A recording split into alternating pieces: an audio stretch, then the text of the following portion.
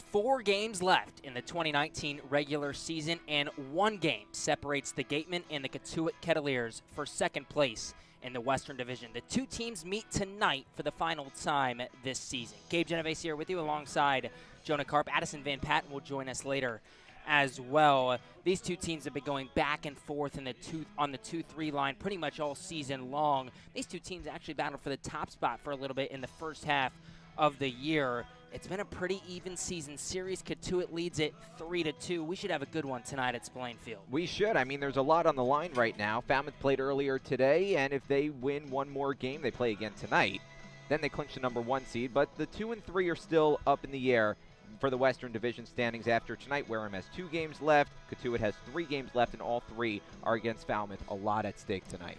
And again, the 2 and 3 will play each other in the playoffs. It's just a matter of who gets that home game, game 1, and then who gets to play at home in the deciding game, game 3, if it were to come down to that. We'll break all that down, of course, throughout this broadcast. We'll keep you updated on the Falmouth game tonight as well. Let's take a look at what these 2 teams have done over the past day or 2. For Wareham yesterday, it was a doubleheader against the Harbor Hawks after beating the Harbor Hawks the day before on Friday. They win the first game of the doubleheader, and then a little bit of a disappointment at the end of that second game. Well, the first game, much like the day before when they beat Hyannis again, it was the offense showing up once again after a stretch where the offense didn't show up for pretty much a week for this Wareham Gatemen team. A 7-1 victory in that first game over the Harbor Hawks. They had 2 home runs in that game. That snapped a 10-game stretch without a home run for the Wareham Gatemen, and that was the first time since you have to go back to July 5th against Orleans, where multiple players for the team went yard. Also snapped a 6-game losing streak that the Wareham Gatemen had in doubleheader games, so it got them back on the right track, and they were winning late in the ball game. In the second game against Hyannis, they were winning 3-0, and then the long ball did it again, but this time it was for the Harbor Hawks. They tied the game at 3. Game finished in a tie. The pitching yesterday, despite the tie in game 2, was spectacular for Wareham, and the pitching really in the last 5-10 games for Wareham over the last week and a half, depending on if you look at that 5-game stretch or that 10-game stretch. It's been good either way. How about Tevin Murray in the second game, and also Will Fleming in the first game? 2 guys who, well, Will Fleming has been with the team virtually all season, and he's kind of flown under the radar with guys like Trent Palmer and Ian Bedell and Levi Prater showing up consistently. Probably the best outing of the season for Will Fleming. And Tevin Murray, he was a late arrival with this team, and he pitched exceptionally. Fleming picked up his first victory. 4 innings pitched yesterday for Fleming, only allowed 2 hits, 1 run. It was unearned, and then unfortunately Tevin Murray cannot get the win in game 2 despite his 4 scoreless innings because of those 3 late runs for the Harbor Hawks. For Cotuit, on the other hand, coming off a whopping 9-1 loss to YD yesterday. Yeah, not a good showing for the Cotuit Kettleers. They only managed 5 hits. Matthew Mervis went 2 for 4, but he was the only one who tallied multiple hits for the Kettleers yesterday, and the pitching was, well, non-existent. 15 hits for the YD Red Sox yesterday and 9 runs across, and the only run of the ball game came late in the ball game. It came in the 8th inning for the Kettleers, so just a day without offense, a day virtually without pitching. Let's see if they could turn the tide. That game was at home, by the way. Let's see if they could turn the tide on the road. That's what these 2 teams have been up to in the past day or 2. We're going to get into this one a whole lot more on the GBN Pregame Show. Addison Van Patten will have your pregame interview when we come back on GBN. The 99 Restaurant is a proud sponsor of the Cape Cod Baseball League. Visit them in Centerville, Falmouth, Mashpee, Wareham, or Yarmouth this summer and try some local flavor from the winner of the Cape Times Best Restaurant for Takeout. The 99, always the real deal.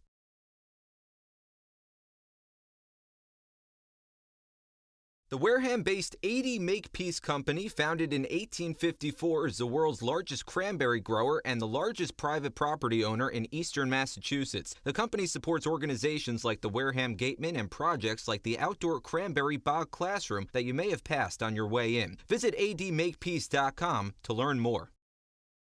Stop by the Ansel S. Gurney House, where you will find a unique shopping and dining experience. Whether shopping for a special occasion or just to treat yourself, you'll find what you're looking for in one of the 11 themed rooms. There's also a cafe serving fresh homemade lunches overlooking the extensive gardens. The Ansel S. Gurney House is located at 403 County Road in Marion.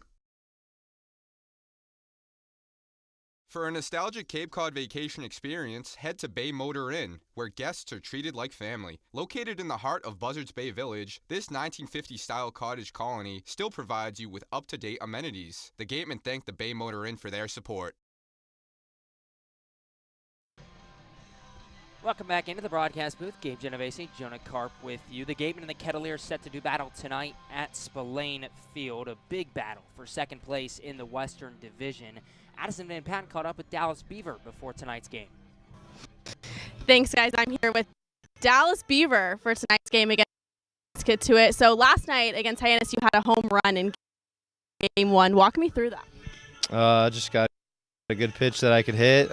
Didn't miss it, which is nice.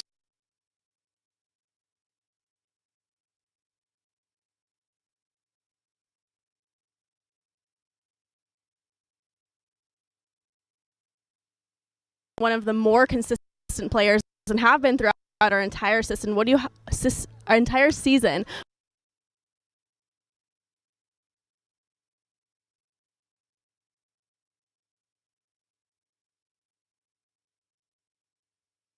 Getting in good positions, then holes aren't opening it up. So it's really the teammates and all the preparation that we put in. I don't think it's anything that I'm doing different than anyone else.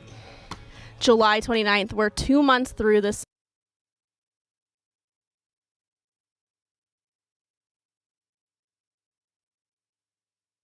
Putting good pitches together, try to make plays. Just trying to string it all together now. Soon, and we're just going to take it one pitch at a time like we have all summer. Obviously it means a little bit. We're just going to try to keep doing what we've been doing, and that's winning one pitch at a time. Durkee and new left field that we signed and activated just the other day. How does it feel to get another catcher in the rotation, and what does it mean for I have a couple more than two catchers. Me and Dale have been kind of wearing the load this summer, and it's nice to get several catchers. And it helps that he can play several different positions. This has been a long summer for a lot of guys, so it's nice to just get somebody else in there. And then one last thing, what are the keys to success tonight against Cotuit? Again, you just got to go out there, win the first pitch. We got to last time we string too many hits together. Whenever we get those guys on, we got to come up with a big hit, and our pitchers got to keep pounding the zone like they have been, and I think we'll be in good shape. All right, thank you for chatting with me, and back to you guys.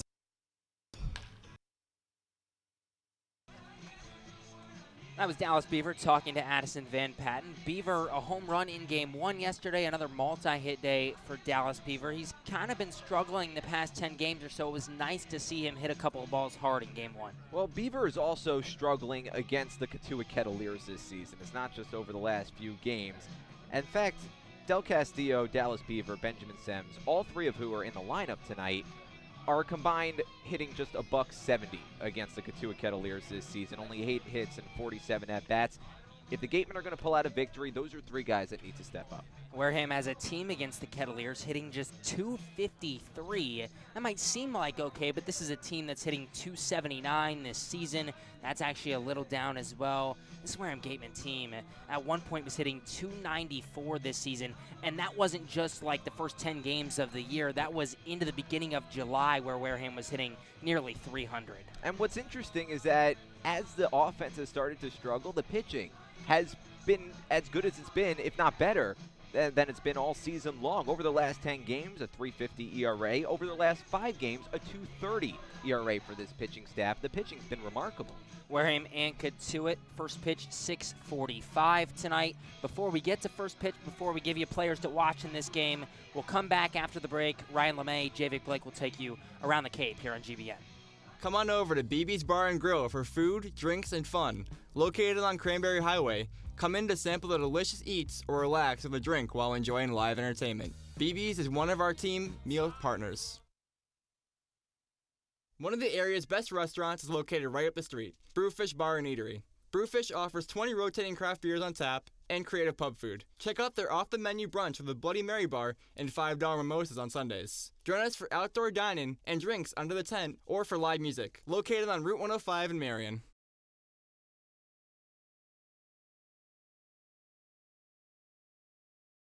Cape Cod Healthcare is the leading provider of healthcare services for residents and visitors of Cape Cod with 2 acute care hospitals and more than 450 physicians. For more information, please visit capecodhealth.org. Cape Cod Healthcare. Expert physicians, quality hospitals, superior care.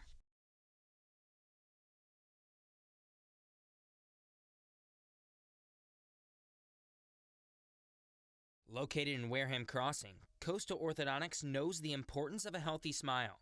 Dr. Kevin Oliveira and his team at Coastal Orthodontics are a patient-focused practice, delivering professional, effective orthodontic treatment based on the individual clinical needs of each patient, resulting in beautiful smiles in a timely manner. With 10 years of experience using Invisalign, Coastal Orthodontics uses the most up-to-date dental equipment.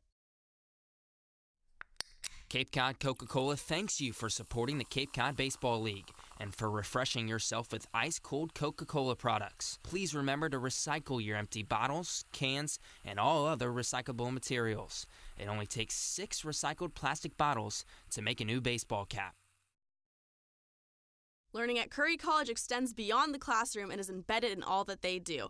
Curry prepares students to engage in successful careers and active citizenship with a global perspective. Explore undergraduate majors, minors, and concentrations, including new majors in accounting, biochemistry, and software development. Online at curry.edu. Clobbered high and deep to right center field, and this one is gone. A home run. That home run's brought to you by Eastern Propane and Oil. Another scholarship for a deserving youth.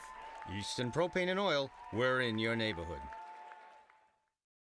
After the game, visit El Mariachi on Main Street for the best Mexican food in Wareham. The cantina provides a delicious late-night snack accompanied by fun cocktails. The Wareham Gatemen would like to thank Franklin Sports for their sponsorship of the Cape Cod Baseball League. Franklin is yet again proud to be the official batting glove of the Cape Cod Baseball League. Throughout the summer, all the Cape League teams are wearing their own custom team batting gloves courtesy of Franklin Sports. To order your favorite team's design or to create your own, visit franklinsports.com/.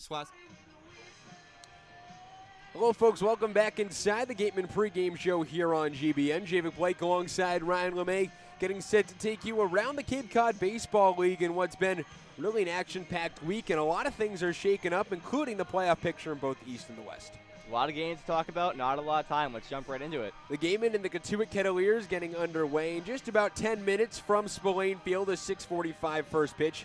But last night, you heard Gabe and Jonah talk about it just a few minutes ago. The YD Red Sox beat these Cotuit Kettleers by a 9-1 score, a final in 8 innings. Jack Jett getting his first win of the season, and Christopher Holcomb getting the loss to fall to 1-2. Big night for Wareham with a Cotuit loss, and a big night for YD. They clinched a playoff spot. A couple standout performances. Austin Wells, he was 2 for 3, had a double, an RBI. He was walked, and he has been 6 for 7 with 4 doubles in his last 2 games. He has been fantastic. And as for the rest of the YD offense, they've been great as well. I mean, 6 different players with multi-hit games. Every player reached base, 15 hits in total. YD is firing on all cylinders right now. Harwich and Chatham played each other last night. Harwich got the victory the first half of a home-and-home. They won that one by a 5-1 final. Connor Selcher got the win to improve to 3-2, and Luke Bartnicki got the loss to fall to 3-1. Connor Selcher was fantastic in relief efforts last night. He went 6 innings, only allowing 2 hits, 1 run, only walked 2 batters, and struck out 7 batters. So he was on fire out there in the mound. He was lights out. Brewster and Orleans played as well in Orleans, a 2-2 tie there as well. Yeah, a little bit of a pitch and battle here. Not a lot of offense going on in this game, but yeah, good result for both teams going forward. Orleans able to tie the game in the 8th after a Shea Whitcomb 2-run home run. Bourne and Falmouth played last night for the first time since July 14th. The Falmouth Commodores fell. It was the Bourne Braves winning that one 5-3. Jared Poland got the win to improve to 3-1. Caleb Worcester got the loss to fall to 2-2, and Kieran Shaw got his 5th save of the season. Yeah, this was not necessarily the night I thought Falmouth would lose, but I mean, a lot of it the credit has to go to Jake McKenzie for Bourne. He was insane on the play behind the plate. He was 3 for 4, had 2 home runs. He has now 3 on the season, and 2 RBI night. He kind of carried that offense last night for Bourne. As we look towards today, one game already in the books. Falmouth and Hyannis. They're playing a doubleheader today. Falmouth took the first one in Hyannis by a 9-5 final. Christian Edwards got the win to improve to 1-0, and Patrick Fredrickson got the loss to fall to 1-3. Yeah, just as expected, Falmouth bounced back, and they bounced back strong. They had some great performances from their players. Blake Dunn was 2 for 5. He had a home run, his second of the season. He had 4 RBIs on the day. Kevin Kendall was 2 for 3 with a home run and had an RBI as well. And Jordan Westberg, 3 RBIs, a home run. Every single player on this Falmouth roster right now is playing well, and they're playing their best baseball of the season. Falmouth now leads the West Division by 7 points. A win in Game 2, that game in the top of the first, tied 0-0. A win for Falmouth can clinch them the number 1 seed. Yeah, a win for them can clinch the number 1 seed, and it's well-deserved. They've been on a tear that you don't really see that a lot in the Cape League, so it's been fun to watch, honestly. Orleans traveled to YD. That game got started at 4:45. On the bottom of the 5th inning, Orleans leads that one 3-2. Yeah, nice to see Orleans having some offense here, but I expect YD to bounce back strong in the later innings of this game.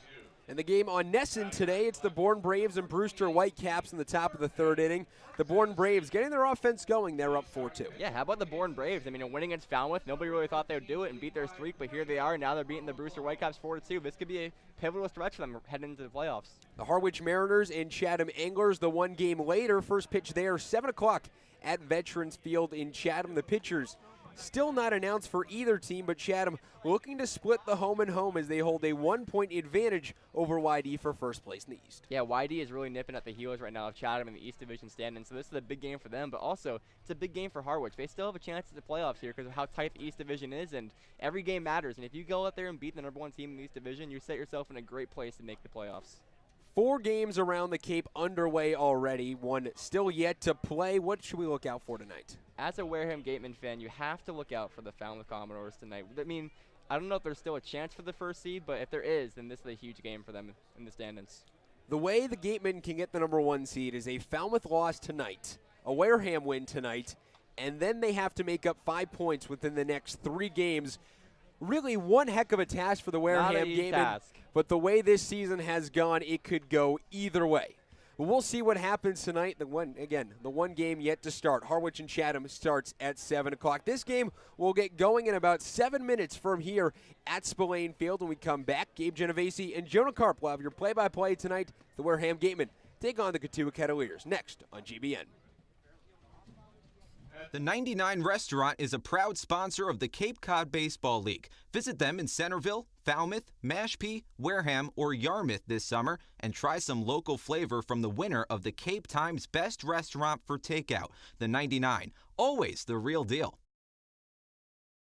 The Wareham-based 80 Makepeace Company, founded in 1854, is the world's largest cranberry grower and the largest private property owner in eastern Massachusetts. The company supports organizations like the Wareham Gatemen and projects like the outdoor cranberry bog classroom that you may have passed on your way in. Visit admakepeace.com to learn more.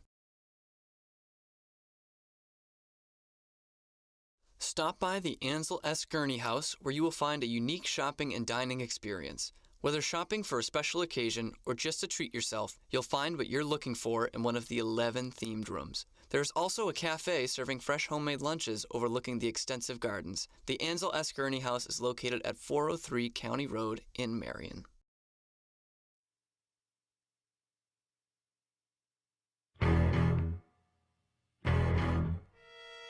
You're listening to the Gatemen Baseball Network, home of the defending champion Wareham Gatemen.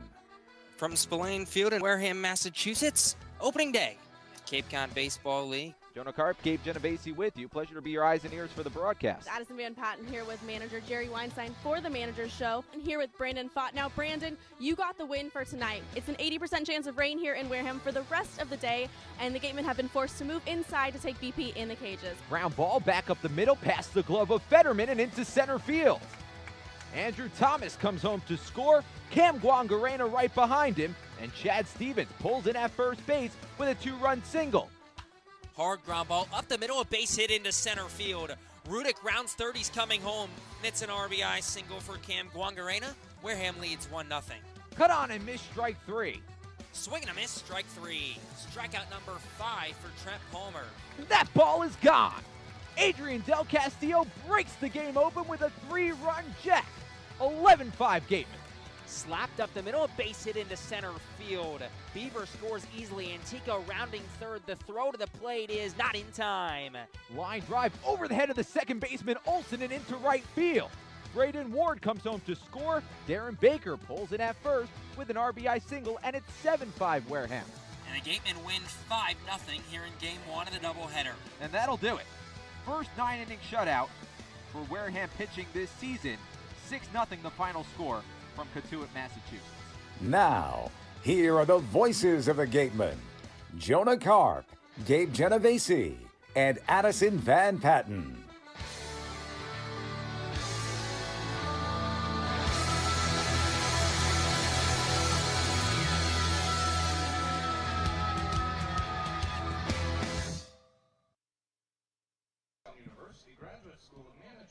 Welcome back into GBN. It's the Gatemen and the Kettleers tonight here at Spillane Field. Wareham 21-17-2.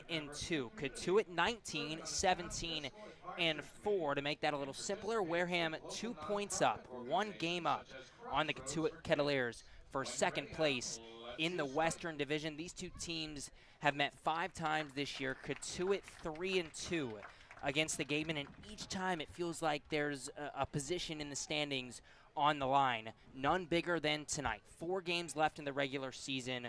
1 game separates these two teams.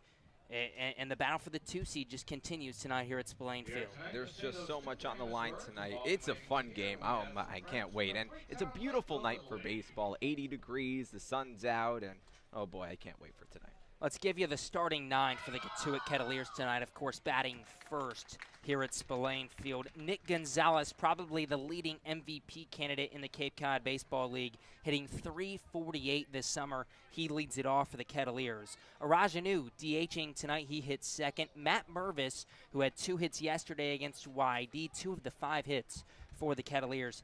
He hits third. Joey Loper-Fido, the right fielder in the cleanup spot tonight, hitting .282. The top of the order for the Kettleers may be one of the most dangerous 1 through 4 combinations we've seen in the Cape Cod baseball. And it all starts with Nick Gonzalez. You said it. He might be the leading candidate for MVP this summer, and he's reached base safely in all games but 1. I mean, that's just mind-boggling. The only game he didn't reach base safely in was back on July 9th. Against Bourne. He's second in the CCBL in batting average and first in the Western Division for that matter. First in the CCBL in hits, first in the CCBL in on-base percentage, and a big reason for that, he's also first in the CCBL in hit by pitches. Not a stat you necessarily want to lead the Cape Cod League in, but I mean, my goodness, this guy does everything. Casey Schmidt in the 5-hole for the Kettleers. Mason McWhorter hitting 6, just a .254 hitter. Adam Oviedo in the 7-hole at shortstop. Cody Pasek doing the catching tonight for the Kettleers. He hits 8th. Parker Chavers rounding it out, hitting 9th. Chavers was an all-star for the Kettleers, but he's kind of slumped as of late, now just hitting .250 this season. On the bump tonight for Wareham, your starting pitcher, Levi Prater. He's been nothing but fantastic for Wareham. Including his last outing, where he didn't allow a single hit in 2 innings pitched. That was at Falmouth back on the 24th of July. He struck out 2. He did walk a batter. His best outing came a few weeks back when he went 4 innings pitched, gave up just 1 hit, didn't walk a single batter, and struck out 7. He's been one of those who had a late surge to his season. For the last few weeks, he's been pretty remarkable. Wareham has taken the field. Del Castillo throws down to Sems at second base, and we're about set to go here at Spillane Field. Wareham 21-17-2, second place in the Western Division. Cotuit 19-17-4, third place in the West, just 1 game back of the Wareham Gatemen. Winner tonight takes over second place in the Western Division, well, with just 3 games to go in the regular season after tonight. Levi Prater, lefty from Oklahoma, takes the bump for Wareham. Nick Gonzalez steps in from the right side. First pitch misses high and away. First pitch at 6:45 on the dot here at Spillane Field. Let's take you around the diamond for the Gatemen tonight. Matt McLean over at third, Benjamin Sems at shortstop. Gonzalez flares one out to right field, deep down the line, and that ball 1 hops to the wall. Rudick chases after it, bare hands gets it in. Gonzalez puts on the brakes at second, and it's his league-leading 11th double of the summer to lead off this ball game. And his league-leading 49th hit of the summer. I mean, that just showcases, puts a spotlight on exactly what makes him such an effective hitter, why he can hit to all sides of the field, finds a pitch over the outer corner against a good pitcher in Levi Prater. Pitch wasn't a bad one, but Nick Gonzalez just poked it the other way, went with that pitch. Arajanu steps into center stage. Another righty in this Kettleers order. Prater now working from the stretch. Sets at the belt. Checks second, now the pitch. Swing and a miss through a fastball, 0-1. Zach Mathis over at second base for Wareham. Jacob Teeter at first base on the right side of the infield. Adrian Del Castillo, the battery mate of Levi Prater. Prater a look in. Fires the 0-1. Breaking ball at the knees over the heart of the plate, 0-2. In the outfield tonight for the Gatemen, Braden Ward in center, sandwiched between Pete Durkay and Matt Rudick. Pete Durkay in left field. Making his first appearance for Wareham this summer, just got to this Gatemen team within the last 24 to 48 hours. The 0-2 offering. Fastball inside, a ball and 2 strikes to Arajanu. Halfway through Prater's windup, he was still looking over at second base. Wasn't even looking home.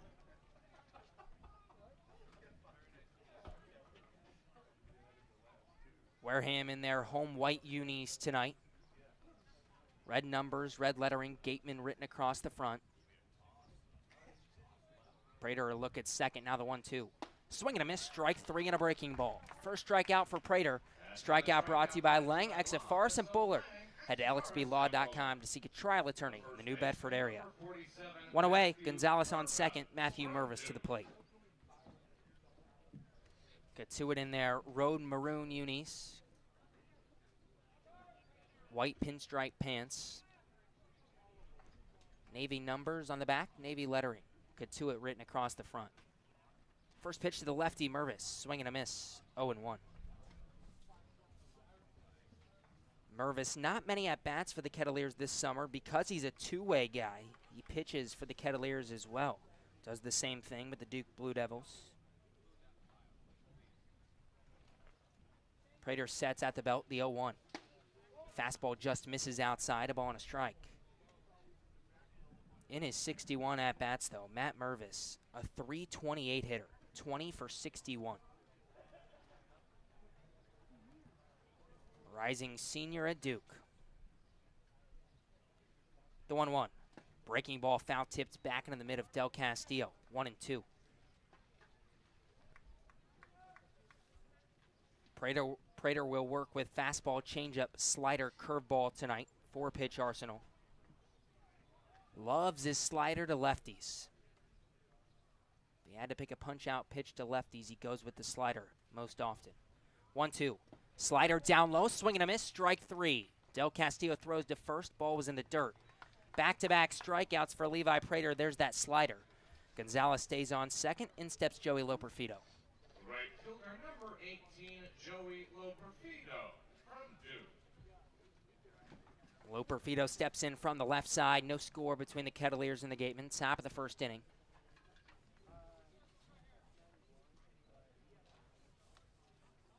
Loperfido, another Duke Blue Devil. Back-to-back Blue Devils in the lineup tonight for the Kettleers. First pitch. Breaking ball at the knees for a strike. There's that curveball from Prater.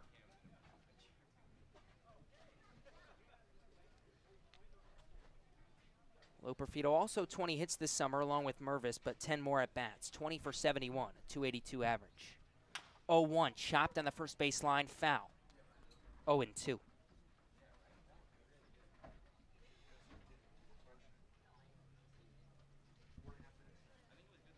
Dimensions here at Spillane Field, 315 down the left field line, 412 out to dead center, 330 down the right field line. Gorgeous night here in Wareham, Massachusetts. 80 degrees, sunny at first pitch. Barely any wind. The 0-2 offering, fouled off, back into the fencing behind home plate. We'll do it all over again.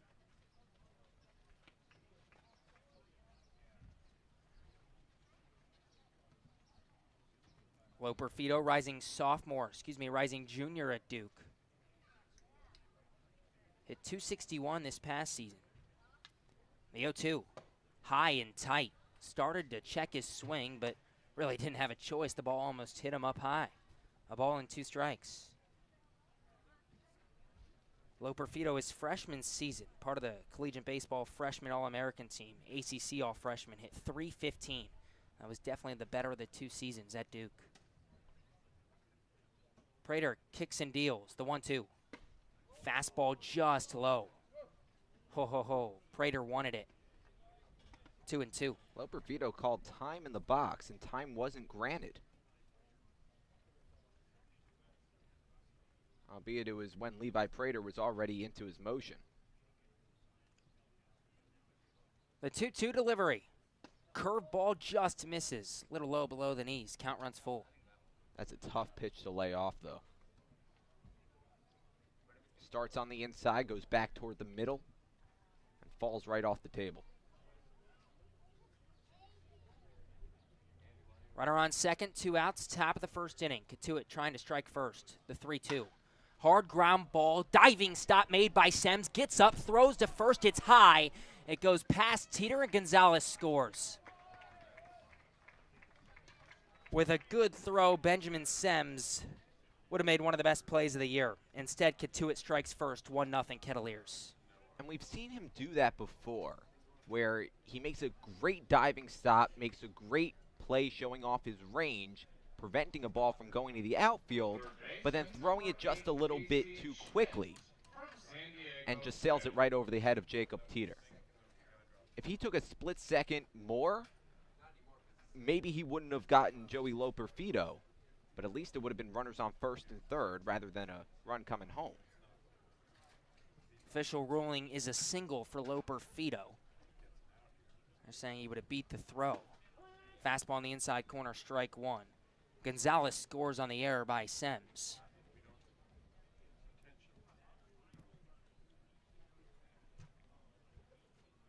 One nothing Kettleers. Casey Schmidt to the plate. Bats from the right side.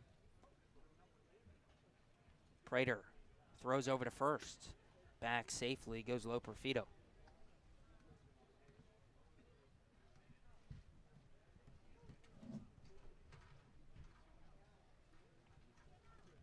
So Gonzalez scores after his leadoff double, and the Kettleers break the ice.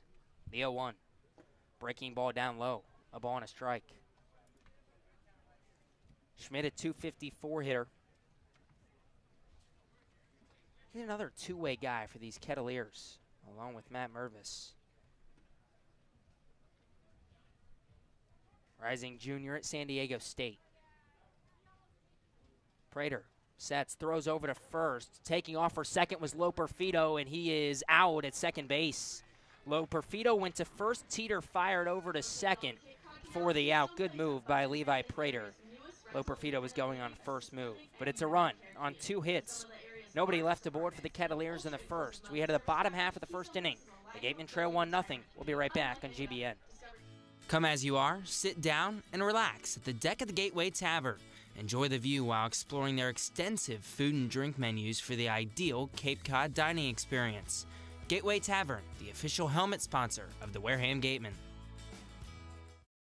Joanne Stevenson and William Ravis Real Estate, a double play when it comes to selling or buying a home. With 19 years of experience in residential real estate and ranked #1 globally, they are sure to help you with all of your hopes and dreams. William Ravis Real Estate, the official real estate company for the Boston Red Sox, and Joanne Stevenson, your hometown agent, proudly support the Wareham Gatemen.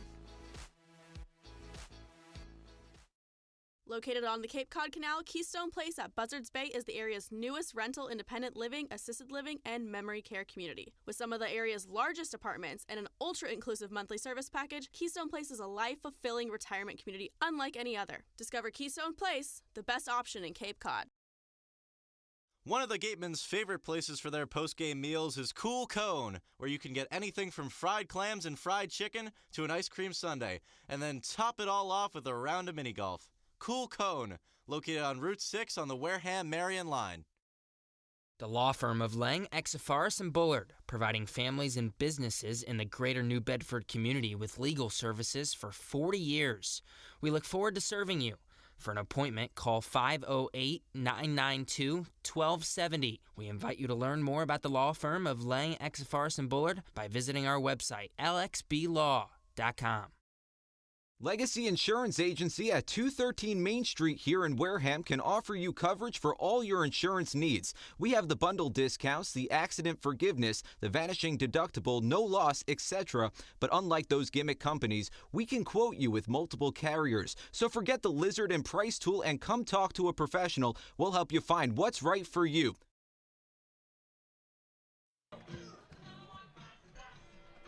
The Kettleers get on the board first in the top of the first inning. 1-0 Cotuit over Wareham as we head to the bottom of the first. Braden Ward, Matt McLean, Jacob Teeter to lead it off for the Gatemen. Let's give you the Gatemen starting 9 again here on GBN.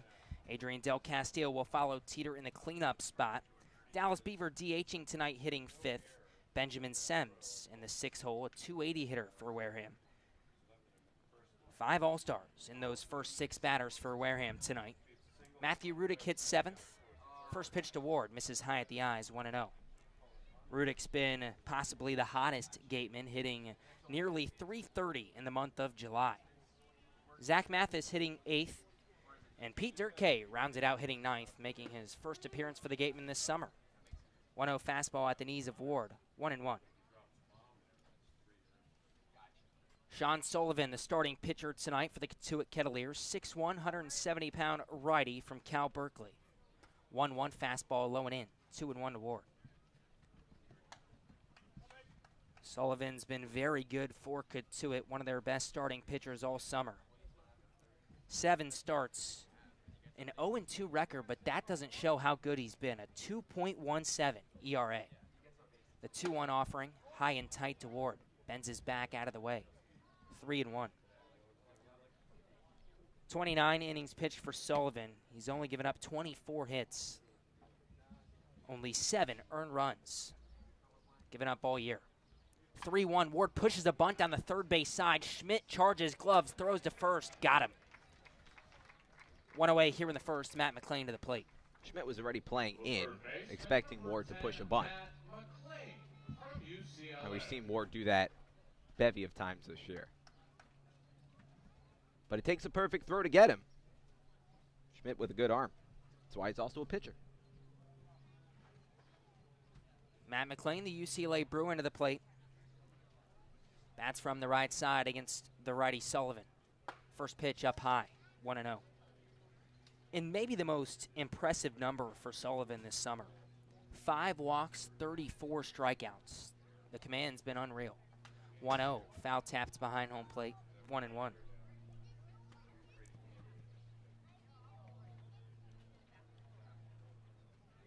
McLean, a .297 hitter for the Wareham Gatemen.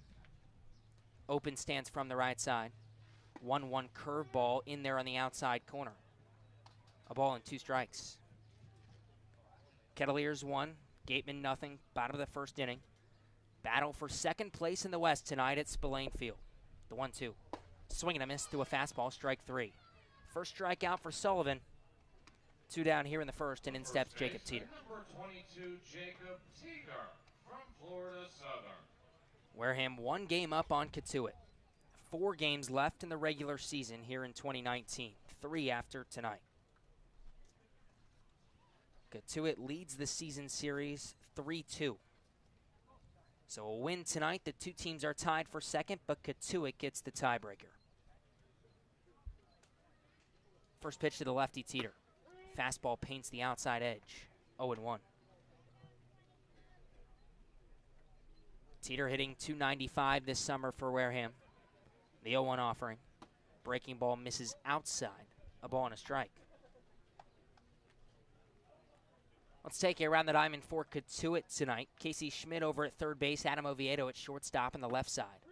Teeter takes a strike in the inside corner. Good off-speed pitch from Sullivan, 1-2.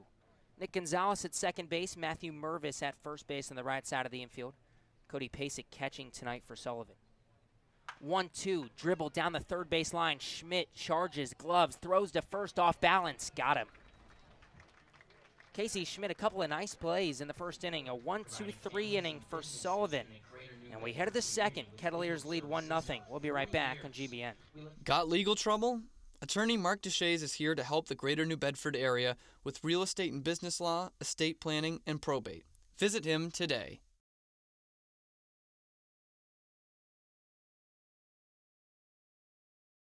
Struggling with changes in mood, sleep, stress, or a sense of hopelessness? Finding it hard to be the man you want to be? Get the information and tools you need for mental, emotional, and relationship health at massmen.org. Courage starts with the first step.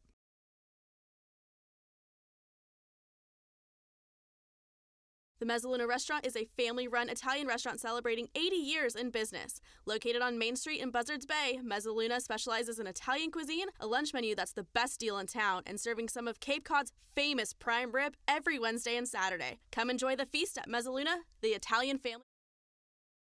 Does your insurance agent know you by name, analyze your stats, and help you with your game plan? If the answer is no, then it's time to draft Morse Insurance. Their local team will get to know you, assess your risk, and develop a strategy to protect your home, auto, or business. Visit us online at morseins.com, #Morse of course. Northeast Maritime Institute's College of Maritime Science is a proud sponsor of the Wareham Gatemen.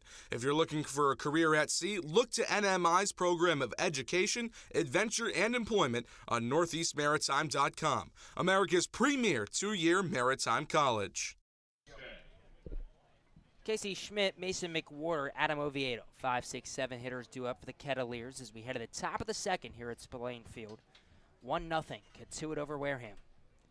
Levi Prater back out of the bump for the Gatemen. The lefty from Oklahoma sets and deals. First pitch, fastball way outside. 1-0 to Schmidt.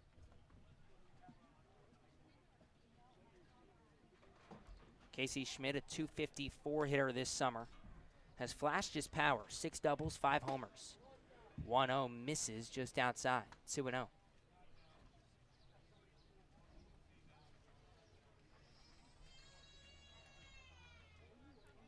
The 2-0 from Prater. Fastball lifted into shallow center field. Ward gives chase and calls everyone off, makes the catch. 1 up, 1 down here in the second, and in steps Mason McWhorter.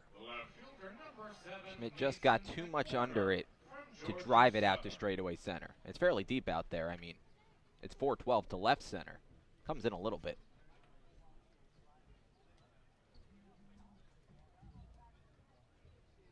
Mason McWhorter, the lefty to the plate.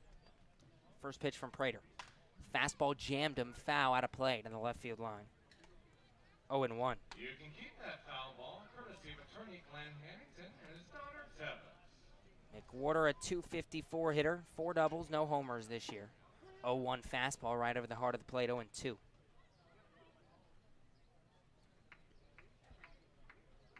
Prater working quickly. The 0-2 offering. Fastball paints the outside corner, strike 3. Third strikeout for Prater and just 6 batters. Strikeout brought to you by Lang, Exafaris, and Bullard. Head to alexblaw.com to seek a trial attorney in the New Bedford area. 2 down in the second, 1-0 Kettleers. Adam Oviedo to the plate, trying to keep the inning alive for Cotuit. Prater a deep breath. First pitch to the righty. Fastball high at the chin of Oviedo. 1-0. Oviedo rising junior at TCU. The 1-0. Fastball flared foul at a plate in the right field line, 1-1. Oviedo, the last time these two teams met, just 3 days ago on July 26th, went 1 for 4 in the victory for Cotuit. 6-1 win for the Kettleers. The 1-1 delivery. Swing and a miss on a fastball upstairs. 1-2. He's a .252 hitter this summer.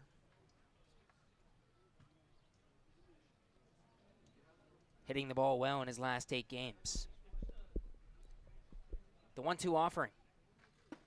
On the inside corner, strike 3. Good off-speed pitch from Prater. 4 strikeouts in the first 2 innings for Levi Prater. A 1-2-3 second. We head to the bottom half of the second inning. The Gatemen trail 1-0. We'll be right back on GBN. Office Technology Group is a southeastern Massachusetts source for advanced digital copiers, printers, and document solutions. From Toshiba to Epson and everything in between, they've got you covered. Shop now at otgne.com. Large enough to serve, small enough to care. Shop from home year-round on Gateman.org. You can customize your Gateman gear from any device, anywhere. We offer a large selection of apparel and unique gifts 24/7, 365 days a year. Hard to find sizes, colors, and styles. Youth clinic registration also available. Visit us today and remember us for holiday gifts at Gateman.org. Gatemen Baseball is officially sponsored by Robertson's GMC, the truck professionals. Located just 2 miles away on Cranberry Highway, Robertson's GMC, we are professional grade, power like a pro. Need physical therapy? Select Physical Therapy works directly with you and your physician to create a plan of care that meets your goals and needs, with 6 locations on Cape Cod and more across the country. Select Physical Therapy is the official provider of athletic training for the Wareham Gatemen. Soft as a Grape has 10 retail locations on Cape Cod. So even when you're cheering on your Gatemen at any away games, stop into a Soft as a Grape store for the best Cape Cod products. No trip to the Cape is complete without a trip to Soft as a Grape.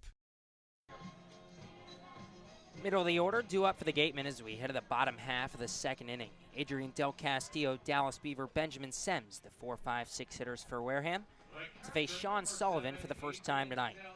Kettleers 1, Gatemen 0. Cotuit a run in the top of the first inning. Wareham no hits off of Sullivan in the first. A nice 1-2-3 inning for Sean Sullivan. Adrian Del Castillo steps in from the left side and swings through a curveball on the first pitch, 0-1. Del Castillo, a nice 3-game series against the Harbor Hawks, went 4 for 11 with a double, a couple of walks. The 0-1. Fastball misses low, a ball and a strike. And that felt good for Del Castillo because he was just 3 for 22 in his previous 7 games, a 136 hitter. The 1-1 misses low in the dirt, 2 balls and a strike to the Miami Hurricane. Del Castillo pretty much been in the cleanup spot all summer long for Wareham. Average now 264. The 2-1 offering. Fastball paints the outside corner 2-2. Said he knew he was coming to Wareham in the fall and immediately Googled Wareham, Massachusetts. Was just happy to be in the CCBL. Knew it was the best league in the country and wanted to be here. 2-2 hard ground ball, gloved by the first baseman Mervis. He steps on the bag. 1 away. And another 2-3 feet to Mervis's left, and that ball's down the line for a double. Instead, 4 up, 4 down in this game for Sullivan, and in steps Dallas Beaver. Beaver DHing tonight as Del Castillo catches. Those two have been carrying the workload, catching for Wareham over the past 3.5 weeks. No score, 1-0, the Kettleer lead, bottom of the second. First pitch high and away, 1-0 to Dallas Beaver. Beaver hitting .305 this summer for Wareham, the 1-0. Fastball lifted foul out of play to the left field line. 1-1. Beaver starting catcher for the Western Division in the All-Star game just over a week ago.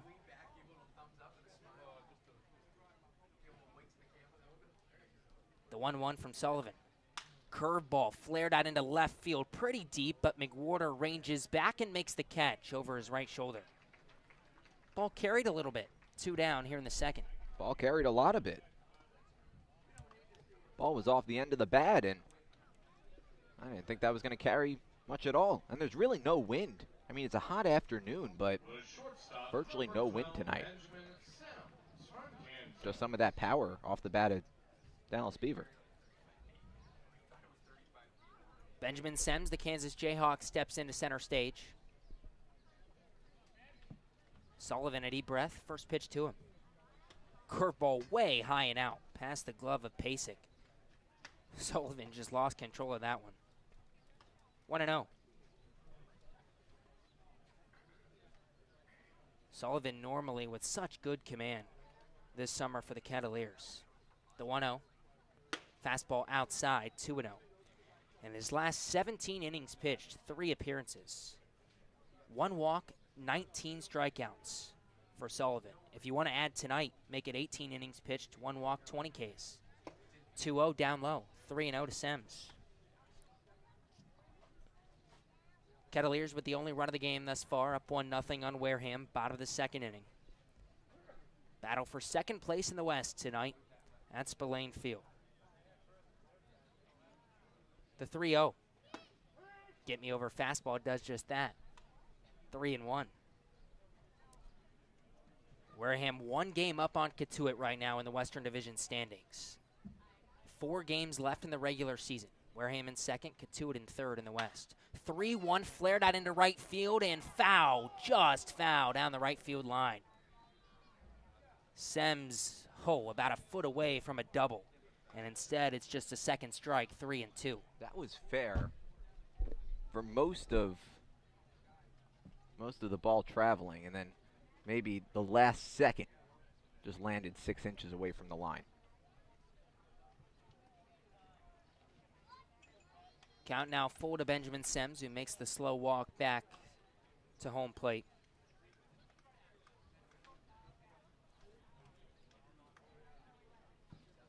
Falmouth has pulled ahead in the Western Division after that huge 11-game win streak. They're now 3.5 games up on Wareham, 4.5 up on Cotuit for first.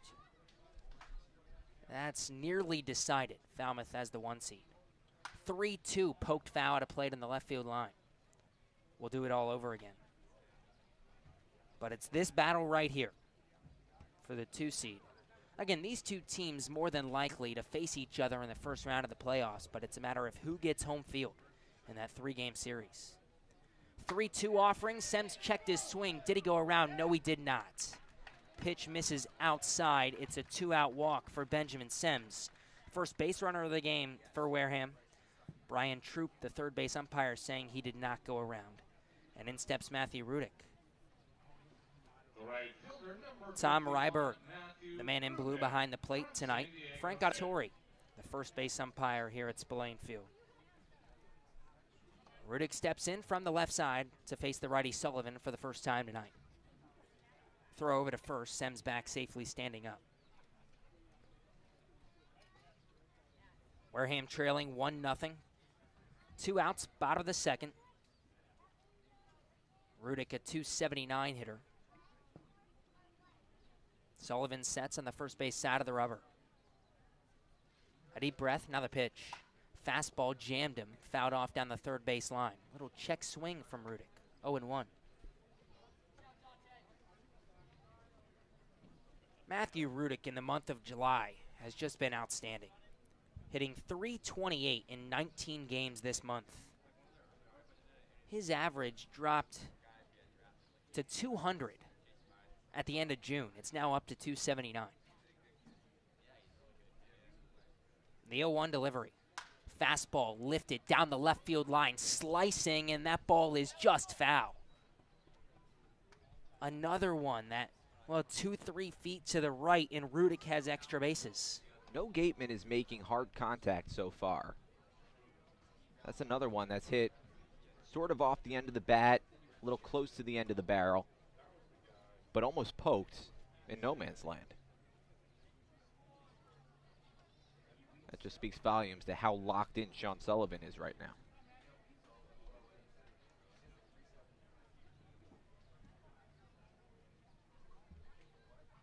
Rudick takes a look at manager Jerry Weinstein before he steps back in.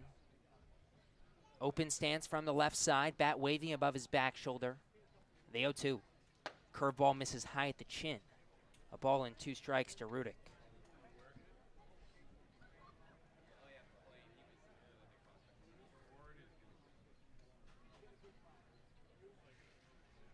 Sullivan working a little quicker. Checks first. Sets at the belt. throws over to first. Sem's one step back safely.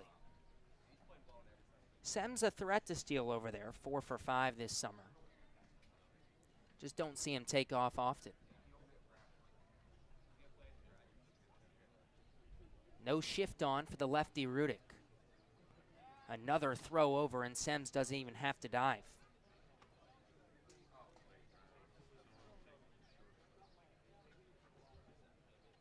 These two teams have gone back and forth all summer long. Cotuit leads the season series 3-2. Another throw over, and this time it bounces in front of Mervis. He couldn't pick it out of the dirt, but doesn't get by him. Sem stays put. But despite going back and forth this summer, Wareham winning the first and third game, Cotuit winning games 2, 4, and 5 of the series, the Kettleers have outscored the Gatemen 28-16. 3 lopsided victories for Cotuit, 11-3, 11-5, 6-1. The 1-2 pitch, got him on a nasty breaking pitch low and in. Matthew Rudick checked his swing and couldn't help but go around. Second strikeout for Sullivan, ends the second inning. No runs, no hits, 1 left on base for the Gatemen. We head to the third, Kettleers lead 1-0. Stick around on GBN. Soft as a Grape has 10 retail locations on Cape Cod. So even when you're cheering on your Gatemen at any away games, stop into a Soft as a Grape store for the best Cape Cod products. No trip to the Cape is complete without a trip to Soft as a Grape. South Coast Health Operators of Charlton Memorial, St. Luke's, and Toby Hospitals delivers an unmatched combination of clinical excellence with a personal touch. They are proud to serve as Southeastern Massachusetts and Rhode Island's only not-for-profit health system, as well as the region's largest employer. South Coast Healthcare, plus something more. Kettleers an early 1-0 lead as we head to the top of the third. Gabe Genovesi here with you alongside Jonah Karp. Let's send it down to our third member of the broadcast crew, Addison Van Patten. Thanks, Gabe. I talked to Zach Mathis about his philosophy on baseball after last night's game, and he said that he goes to bed every single night the same exact way. That's whether it's an 0-3 night or a 3-home run night. He said he just goes to bed the same way. I asked him why, and he said he only worries about the things he can control, and he's confident in what he can do. Now he'll be our leadoff for the third inning, so we'll see what he can do, and I'm sending it back to you guys. Thanks, Addison. Mathis, a big day against the Harbor Hawks yesterday. He had, a triple, a double, a home run between the two games. He was a single away from the cycle between the two games and was a big reason Wareham won Game 1 and was the sole reason tied Game 2 because his 2 RBI triple ended up being helpful in that 3-3 tie. He has big shoes to fill, too. With Darren Baker no longer on the team, he's taken over his position, taken over his number. Darren Baker not a power hitter, so with yesterday's performance, already has more home runs this season than Baker had. First pitch to Cody Pasek, ground ball down the first base line. Teeter bobbles, flips to Prater at first, and he got him. Wow. Levi Prater sprints to the bag after he realized Teeter bobbled and wasn't going to be able to get there. And they retire Pasek to begin the third, 1 down. Holy smokes. Levi Prater had to fly. That was awfully close. But a great job getting to the bag by Prater. First base umpire Frank Auditore making the call. Del Castillo now going to jog out and check on his pitcher. Pasek led it off in the 8-hole. Parker Chavers, the 9-hole, steps in from the left side. Nick Gonzalez, top of the order, to follow Chavers. 1-0 Kettleers as we are now into the top of the third inning. Chavers an all-star for these Cotuit Kettleers. Struggling as of late, now hitting just .250 on the season. Went into the all-star break hitting .275.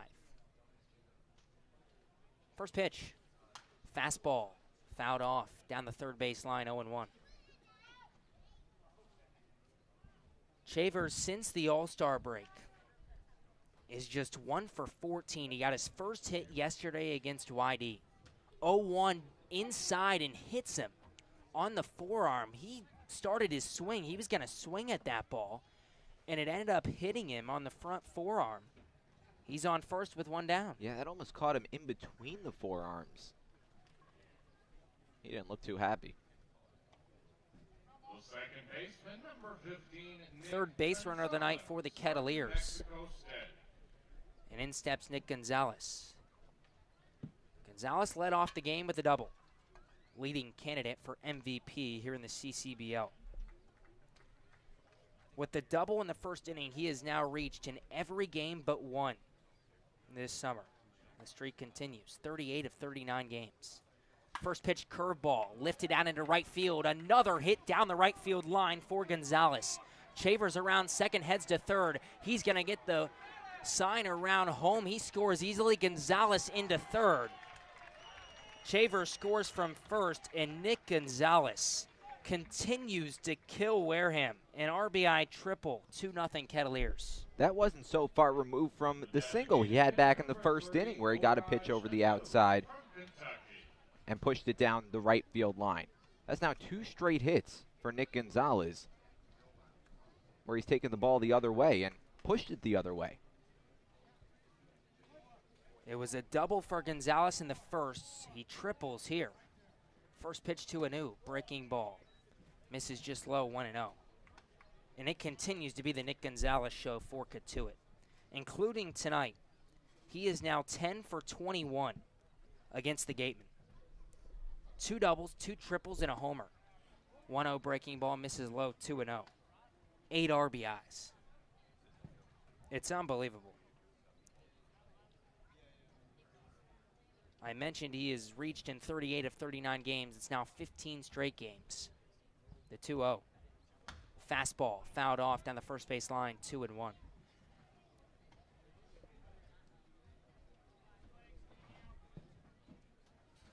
And Wareham finds themselves down 2-0 early. The 2-1 to the righty Anu.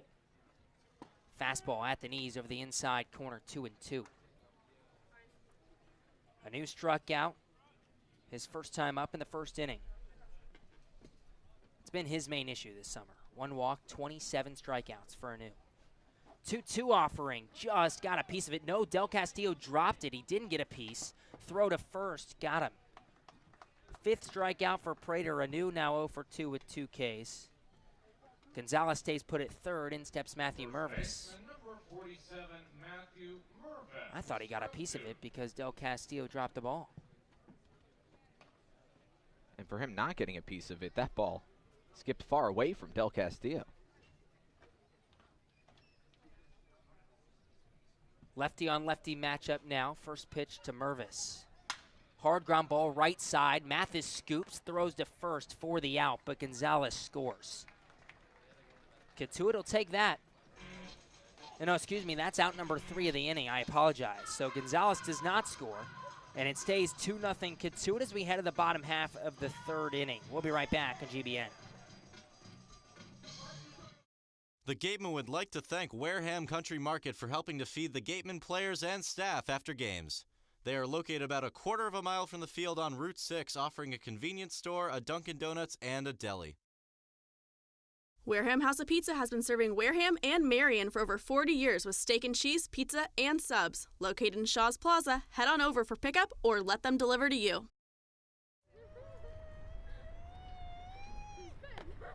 Beat the heat and join us at Waterways, a water experience unlike any other this side of the bridge. Open daily, head over to the water park on Route 28, the Cranberry Highway.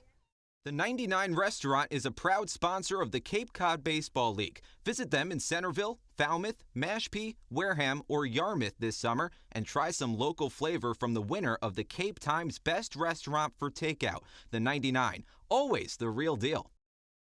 The Wareham-based 80 Makepeace Company, founded in 1854, is the world's largest cranberry grower and the largest private property owner in eastern Massachusetts. The company supports organizations like the Wareham Gatemen and projects like the outdoor cranberry bog classroom that you may have passed on your way in. Visit admakepeace.com to learn more. Stop by the Ansel S. Gurney House, where you will find a unique shopping and dining experience. Whether shopping for a special occasion or just to treat yourself, you'll find what you're looking for in one of the 11 themed rooms. There's also a cafe serving fresh homemade lunches overlooking the extensive gardens. The Ansel S. Gurney House is located at 403 County Road in Marion. Zach Mathis, Pete Durkay, Braden Ward, 8-9-1 hitters due up for the Gatemen as we head to the bottom half of the third inning. Kettleers 2, Gatemen nothing. A run in the top of the first, a run in the top of the third for Cotuit gives them a 2-0 lead. And in steps Zach Mathis from the left side to face Sean Sullivan for the first time tonight.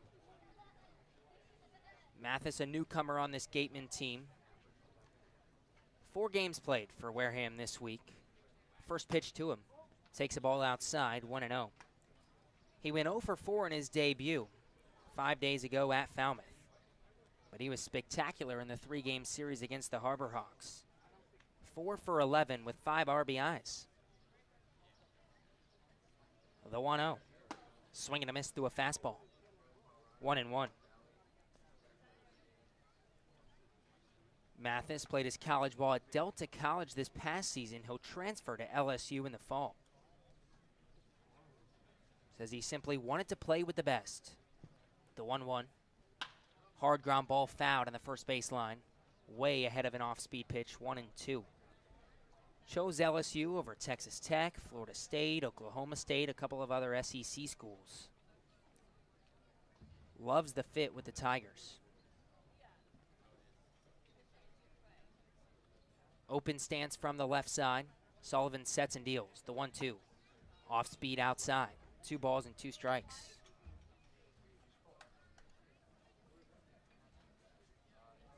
Mathis hit .351 at Delta College this past season. He was actually drafted in the 38th round by the Twins. The 2-2 offering way high at the eyes of Mathis. Count runs full, 3-2.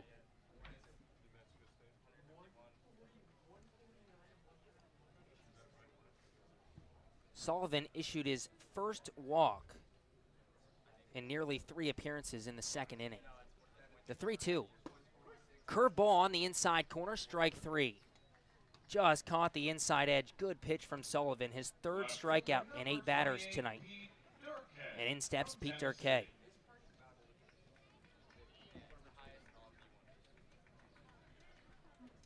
Durkay making his debut for the Gatemen tonight here at Spillane Field. Rising senior at Tennessee. Another SEC guy. And another lefty in this Gatemen lineup.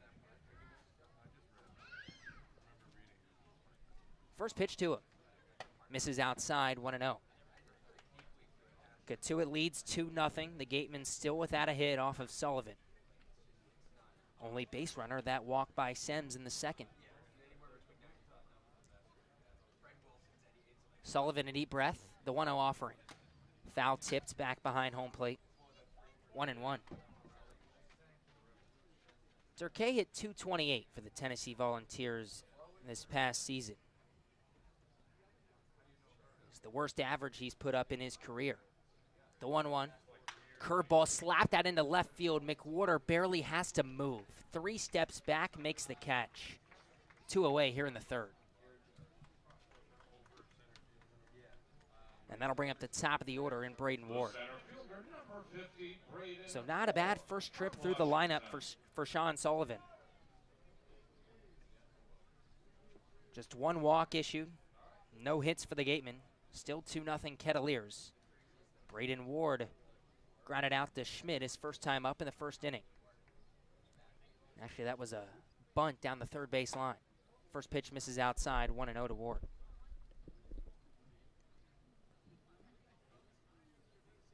Ward's average is dropped to .290 now for Wareham.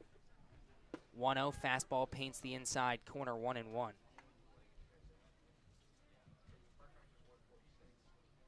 Coming into tonight, Ward just 4 for 22 since the All-Star break in his last 6 games. The 1-1. Flared foul to plate on the left field line, 1-2.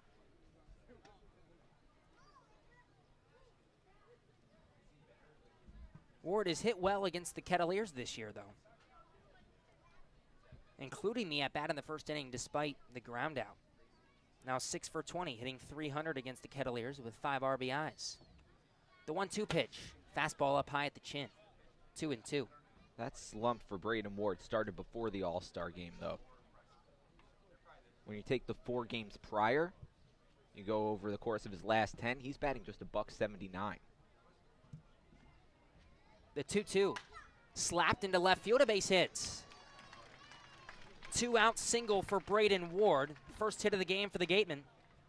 And let's see if Matt McLean can keep the 2-out rally going. See what I did there? That's the reverse broadcaster's jinx. Okay. So you did it on purpose. Everything I do in this booth is intentional.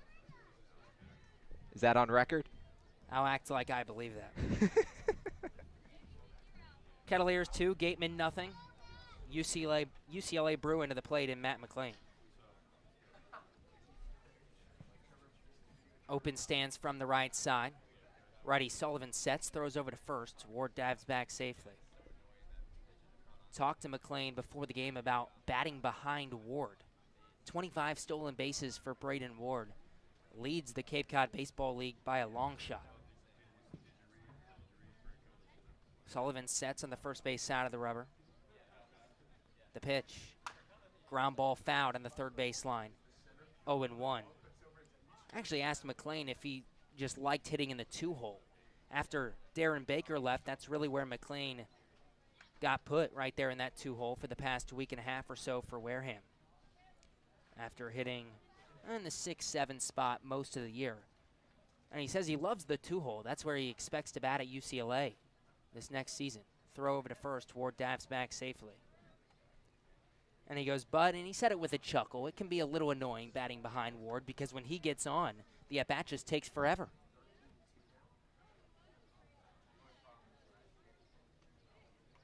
Sullivan sets at the belt, once again throws over. Ward sneaks in safely. What's interesting, though, is that this team, and specifically Braden Ward, doesn't really steal against the Kettleers. Only 5 stolen bases for the Gatemen. In 5 games against the Kettleers this season, only 2 of them from Braden Ward. The 0-1 from Sullivan. Hammered into left field, but McWhorter barely has to move. One step in, makes the catch, and that'll do it. No runs, 1 hit, 1 left aboard for the Gatemen in the 3rd. The Kettleers lead 2-0. We head to the 4th. We'll be right back on GBN. Stop by the Ansel S. Gurney House, where you will find a unique shopping and dining experience. Whether shopping for a special occasion or just to treat yourself, you'll find what you're looking for in one of the 11 themed rooms. There's also a cafe serving fresh homemade lunches overlooking the extensive gardens. The Ansel S. Gurney House is located at 403 County Road in Marion. For a nostalgic Cape Cod vacation experience, head to Bay Motor Inn, where guests are treated like family. Located in the heart of Buzzards Bay Village, this 1950-style cottage colony still provides you with up-to-date amenities. The Gatemen thank the Bay Motor Inn for their support. The Bay Point Golf Club offers a unique collection of 18 championship golf holes, a beautiful banquet facility, and a clubhouse that has a fully stocked pro shop. The Bay Point Grill is a perfect place to grab a meal or watch a game. The course is located off Onset Avenue in Buzzards Bay. The Gatemen thank you for your support. Come on over to BB's Bar and Grill for food, drinks, and fun. Located on Cranberry Highway, come in to sample the delicious eats or relax with a drink while enjoying live entertainment. BB's is one of our team meal partners. One of the area's best restaurants is located right up the street, Brewfish Bar and Eatery. Brewfish offers 20 rotating craft beers on tap and creative pub food. Check out their off-the-menu brunch with a Bloody Mary bar and $5 mimosas on Sundays. Join us for outdoor dining and drinks under the tent or for live music. Located on Route 105 in Marion. Cape Cod Healthcare is the leading provider of healthcare services for residents and visitors of Cape Cod with 2 acute care hospitals and more than 450 physicians. For more information, please visit capecodhealth.org. Cape Cod Healthcare. Expert physicians, quality hospitals, superior care. Located in Wareham Crossing, Coastal Orthodontics knows the importance of a healthy smile. Dr. Kevin Oliveira and his team at Coastal Orthodontics are a patient-focused practice, delivering professional, effective orthodontic treatment based on the individual clinical needs of each patient, resulting in beautiful smiles in a timely manner. With 10 years of experience using Invisalign, Coastal Orthodontics uses the most up-to-date dental equipment. Cape Cod Coca-Cola thanks you for supporting the Cape Cod Baseball League and for refreshing yourself with ice-cold Coca-Cola products. Please remember to recycle your empty bottles, cans, and all other recyclable materials. It only takes 6 recycled plastic bottles to make a new baseball cap. Top of the fourth inning, 2-0 Cotuit over Wareham. Installment number 6 between these two Western Divisional foes. Jonah, Karp, Gabe, Genovesi, Addison Van Patten back with you. Middle three coming up for the Cotuit Kettleers. Joey Loperfido, Casey Schmidt, and Mason McWater. The three due up. Tanner Bybee, the new pitcher, in for Wareham. The righty with a high set at the letters. Delivers from the windup. First pitch. Chopped down the first base line. That's backhanded by the first baseman, Teeter. And it just skips foul. Jacob Teeter thought that was a fair ball. The first base umpire, Frank Auditori, saying, nuh-uh. So 1 strike to Joey Loperfido, who's 1 for 1. He was retired on the base paths, picked off to end the first inning. Walks back into the lefty batter's box with an 0-1 count. 2 runs on 3 hits today for Cotuit. No runs on 1 hit for Wareham. Bybee delivers the 0-1. Breaking ball, bounces a foot in front of the plate. Del Castillo makes the stop. 1 ball and 1 strike to Loperfido. Joey Loperfido out in right field for the Kettleers. Coming into this game batting .281. 2 homers, 9 RBIs. The lefty Bybee delivers. Rolled down to second, picked up by Mathis. He bobbles it, fires to first, not in time. Mathis stuck with it, but lost control of it twice. And Joey Loperfido is safe on the error. Mathis just looked unsure. I mean, he didn't know if he wanted to charge that ball or wait back on it. Kind of got caught in between and ended up bobbling that ball. That's 2 errors in just 5 games for Mathis. Mathis now playing close to the second base bag and playing back, hoping for a double play opportunity. Casey Schmidt steps in from the right side. A right-on-right matchup. Bybee working from the third base side of the rubber. Delivers and fires one right past Casey Schmidt. Swings right through it. And Schmidt falls to 1 knee. Schmidt looked flummoxed on the good pitch by Tanner Bybee. 0-1 the count, and Schmidt calls time. 2-0 Cotuit over Wareham. Runner on first, nobody out. Top of the 4th inning. Schmidt 0 for 1, flew out to straightaway center field. Retired by Braden Ward. Bybee comes set at the letters. Awaiting the 0-1 count. Kicks and fires, check swing, breaking ball taken low and away. Schmidt didn't go around, count even, 1-1. Tanner Bybee came in after Levi Prater went the first 3 innings for Wareham. Book closed on him, 3 innings pitched, 3 hits allowed. 2 runs, only 1 of them earned. No walks, 5 strikeouts for Levi Prater. Loperfido off of first, tapped right on top of home plate, 1-2. Mason McWater in the on-deck circle. Casey Schmidt playing third base tonight. He was playing third base the last time these two teams met, which was last Friday. But then came in as a pitcher and pitched marvelously. Went 4 1/3 innings pitched, didn't allow a single hit, and struck out 3. Wouldn't even know he was a position player. 1-2 the count to him. Bybee with a long look in, now delivers. The breaking ball, ripped down to short, picked up on a hop by Sems, tossed to second for 1, turned to first in time, double play. 6-4-3, Benjamin Sems turns 2, and there's nobody on base with 2 down in the 4th. Double play brought to you by TM Ryder Insurance Agency. Package your home and auto insurance for the perfect double play. Casey Schmidt retired, and there's 2 down. Mason McWater, the new batter, digs in from the left side. Nobody on, 2 away. McWater 0 for 1. First pitch from Bybee. Misses outside. Breaking ball, 1 ball, no strikes. Tanner Bybee coming into this game with an ERA of .440 in 14 innings pitched. 17 strikeouts, the 1-0. Fastball lifted out toward left field, falling quickly. Durkay coming on and making the catch for the final out. Turns into a 1-2-3 inning for Tanner Bybee despite the error to Zach Mathis to begin it. No runs, no hits, nobody left aboard, and after 3.5, Cotuit leads Wareham 2-0. We'll be right back on the Gatemen Baseball Network. Learning at Curry College extends beyond the classroom and is embedded in all that they do. Curry prepares students to engage in successful careers and active citizenship with a global perspective. Explore undergraduate majors, minors, and concentrations, including new majors in accounting, biochemistry, and software development. Online at curry.edu.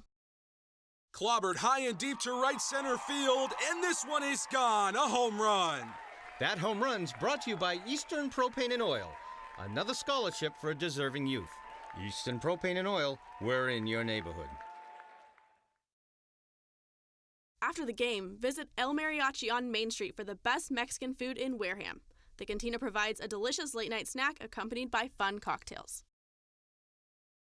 The Wareham Gatemen would like to thank Franklin Sports for their sponsorship of the Cape Cod Baseball League. Franklin is yet again proud to be the official batting glove of the Cape Cod Baseball League. Throughout the summer, all the Cape League teams are wearing their own custom team batting gloves courtesy of Franklin Sports. To order your favorite team's design or to create your own, visit franklinsports.com/custom, enter code CCBL20 for 20% off your purchase. From Cape Cod to the major leagues, only the best hitters in baseball wear Franklin gloves.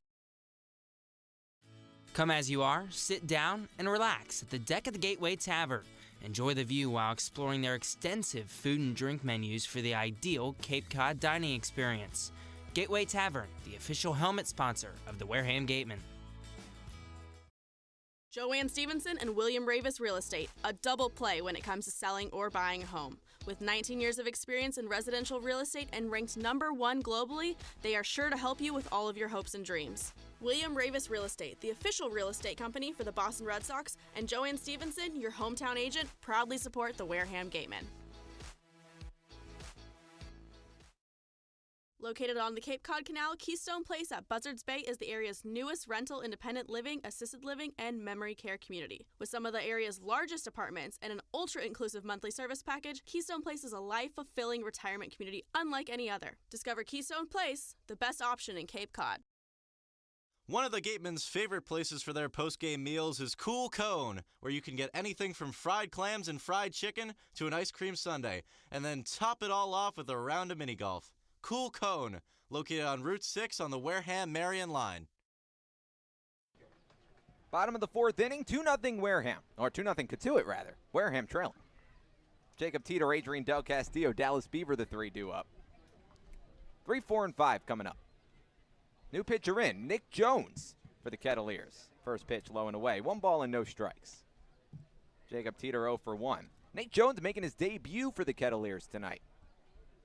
Coming in for Sean Sullivan, who is very good to say the least. Went the first 3 innings, the 1-0, a fastball. Right down Broadway, 1-1. Sullivan pitched 3, gave up 1 hit, no earned runs.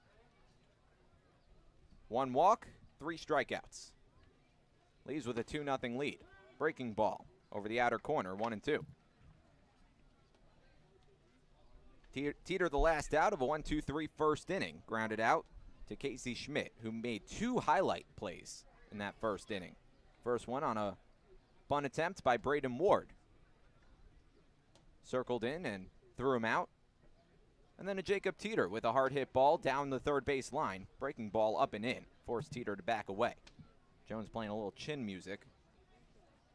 2 balls and 2 strikes. Adrian Del Castillo in the on-deck circle. Only 1 hit so far for the Wareham Gatemen. 2-0 Cotuit. The lefty Jones deals from the letters. Misses outside with the fastball, 3-2. Jones wearing number 44. Teeter half that, 22. The sun has pretty much settled behind the trees. Laced foul down the left field line. Count holds at 3 balls and 2 strikes. All 4 infielders playing back. Teeter has a lot of power. Part of what made him an all-star. The starting first baseman in last Sunday's all-star game at Eldridge Park.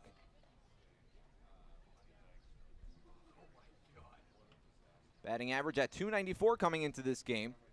2 homers, 23 RBIs. The 3-2. Breaking ball over the head of Jacob Teeter. Wasn't even close. Ball 4. Teeter's on with the leadoff walk. First time tonight the Gatemen have the leadoff man on. Let's see if they can take advantage. Adrian Del Castillo, the new batter. Bottom of the 4th inning, Gatemen trailing by 2.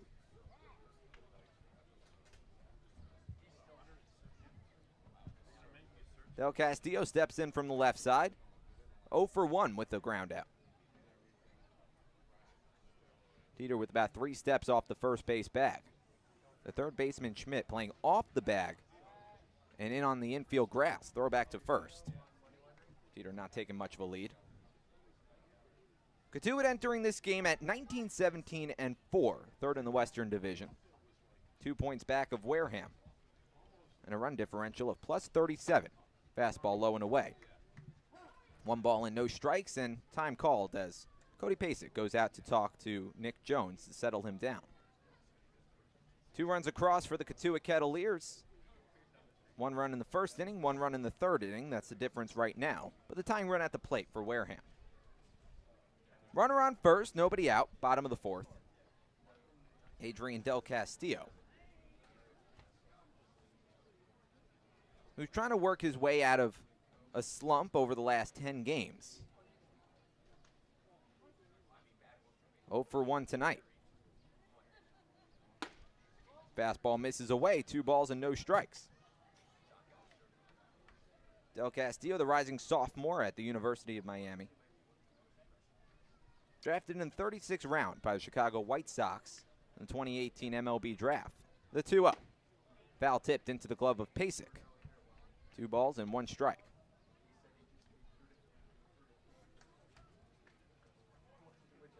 Del Castillo had a remarkable freshman campaign. Played mostly right field this season. Fouls 1 into the fencing right in front of us. Rattles the fencing. 2 balls and 2 strikes. Played mostly right field. He was a catcher for a number of games this season with the Hurricanes. And it's really been him and Dallas Beaver flip-flopping the catcher role and the DH role for the Wareham Gatemen this summer. Helps that Pete Durkay is on the roster now. Swing and a miss, strike 3. Good pitch from Nick Jones. Got Del Castillo swinging on a pitch on the outside corner. That's the first out of the bottom of the 4th. Dallas Beaver will dig in from the left side. The aforementioned Dallas Beaver, who's also 0 for 1, flew out to Mason McWhorter out in left field back in the 2nd inning.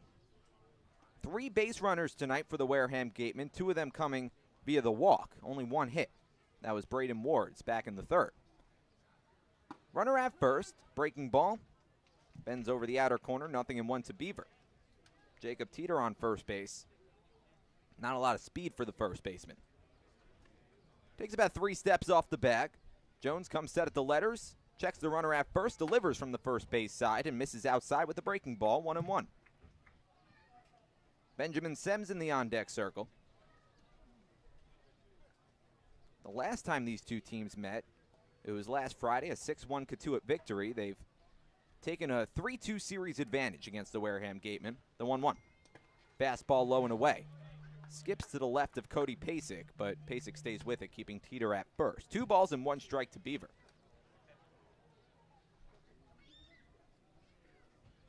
Dallas Beaver, the designated hitter, trying to plate the first run of the game for the Wareham Gatemen. They trail 2-0. 1 down in the bottom of the 4th. The pitch. Fouled off down the left side, 2-2. Beaver entering this contest, batting .304 with 2 jacks and 13 RBIs. One of those home runs coming yesterday, the first game of a doubleheader against Hyannis. The Gatemen didn't exactly split the doubleheader. They won the first game and tied the second game. The 2-2. Fastball up and in. 3 balls and 2 strikes. And you wouldn't call that a split. Maybe like a stretch? I don't know. I'm not up to par with my gymnastics vernacular. Throw back to first. Teeter scampers back to the bag. Stretch. Are there different types of splits? Let's come up with a word for it, because you don't have ties in the MLB. So it's either sweep or split when you have doubleheaders. Swing and a miss on the 3-2 pitch.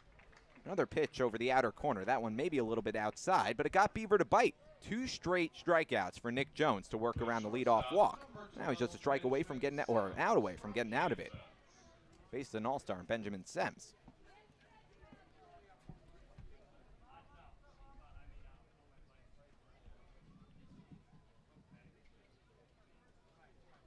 Teeter off of first base, 2 down, bottom of the 4th. Gatemen trailing by 2. First pitch from Jones. Breaking ball, lifted in the air, down the left field line. McWater chasing over, watches that go foul. Count 0-1 to Sems. Sems was the first base runner for the Wareham Gatemen. Walked back in the 2nd inning and was left stranded. Digs in from the left side with a runner on first. It's a left-on-left matchup.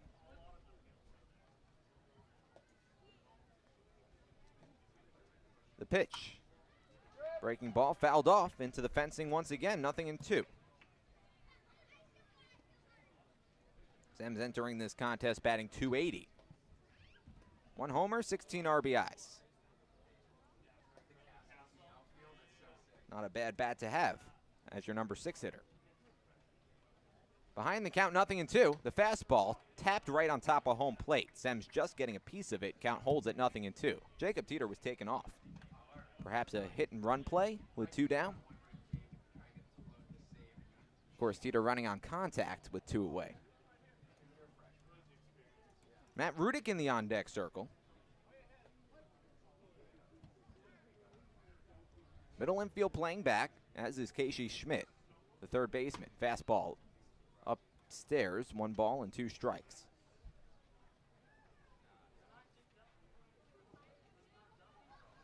This isn't the only 2-0 game right now in the Cape Cod League. Harwich over Chatham 2-0.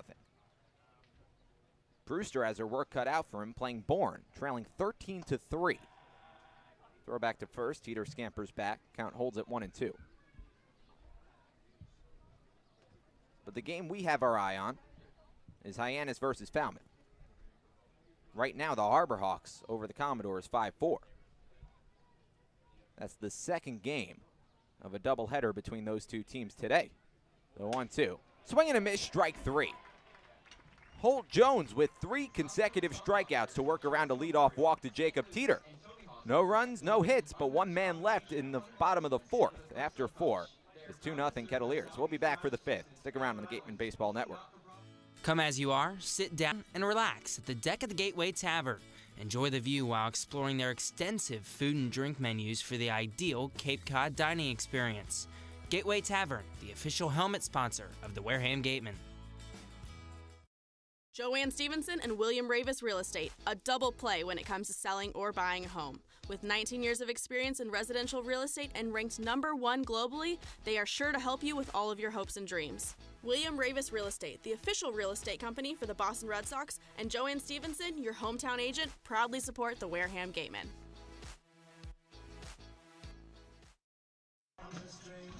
Top of the 5th inning, Gatemen trailing by 2. 2-0 against the Cotuit Kettleers. Jonah Karp, Gabe Genovesi with you. Let's send it over to Addison Van Patten.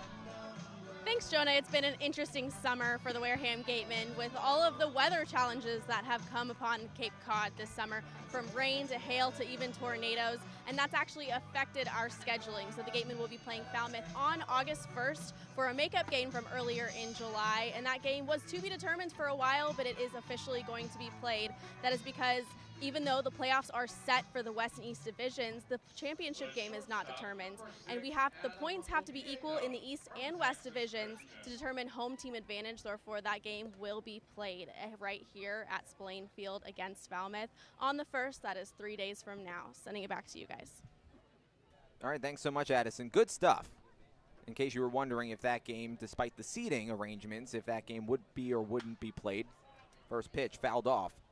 Count 0-1 to Adam Oviedo. And that's actually a really good clarification, because there was some thought that if, Falmouth was more than 2 games up on Wareham with 1 game to go, and either of these teams were more than 2 games up on each other with 1 game to go, then there'd be no point in playing it. It wouldn't matter.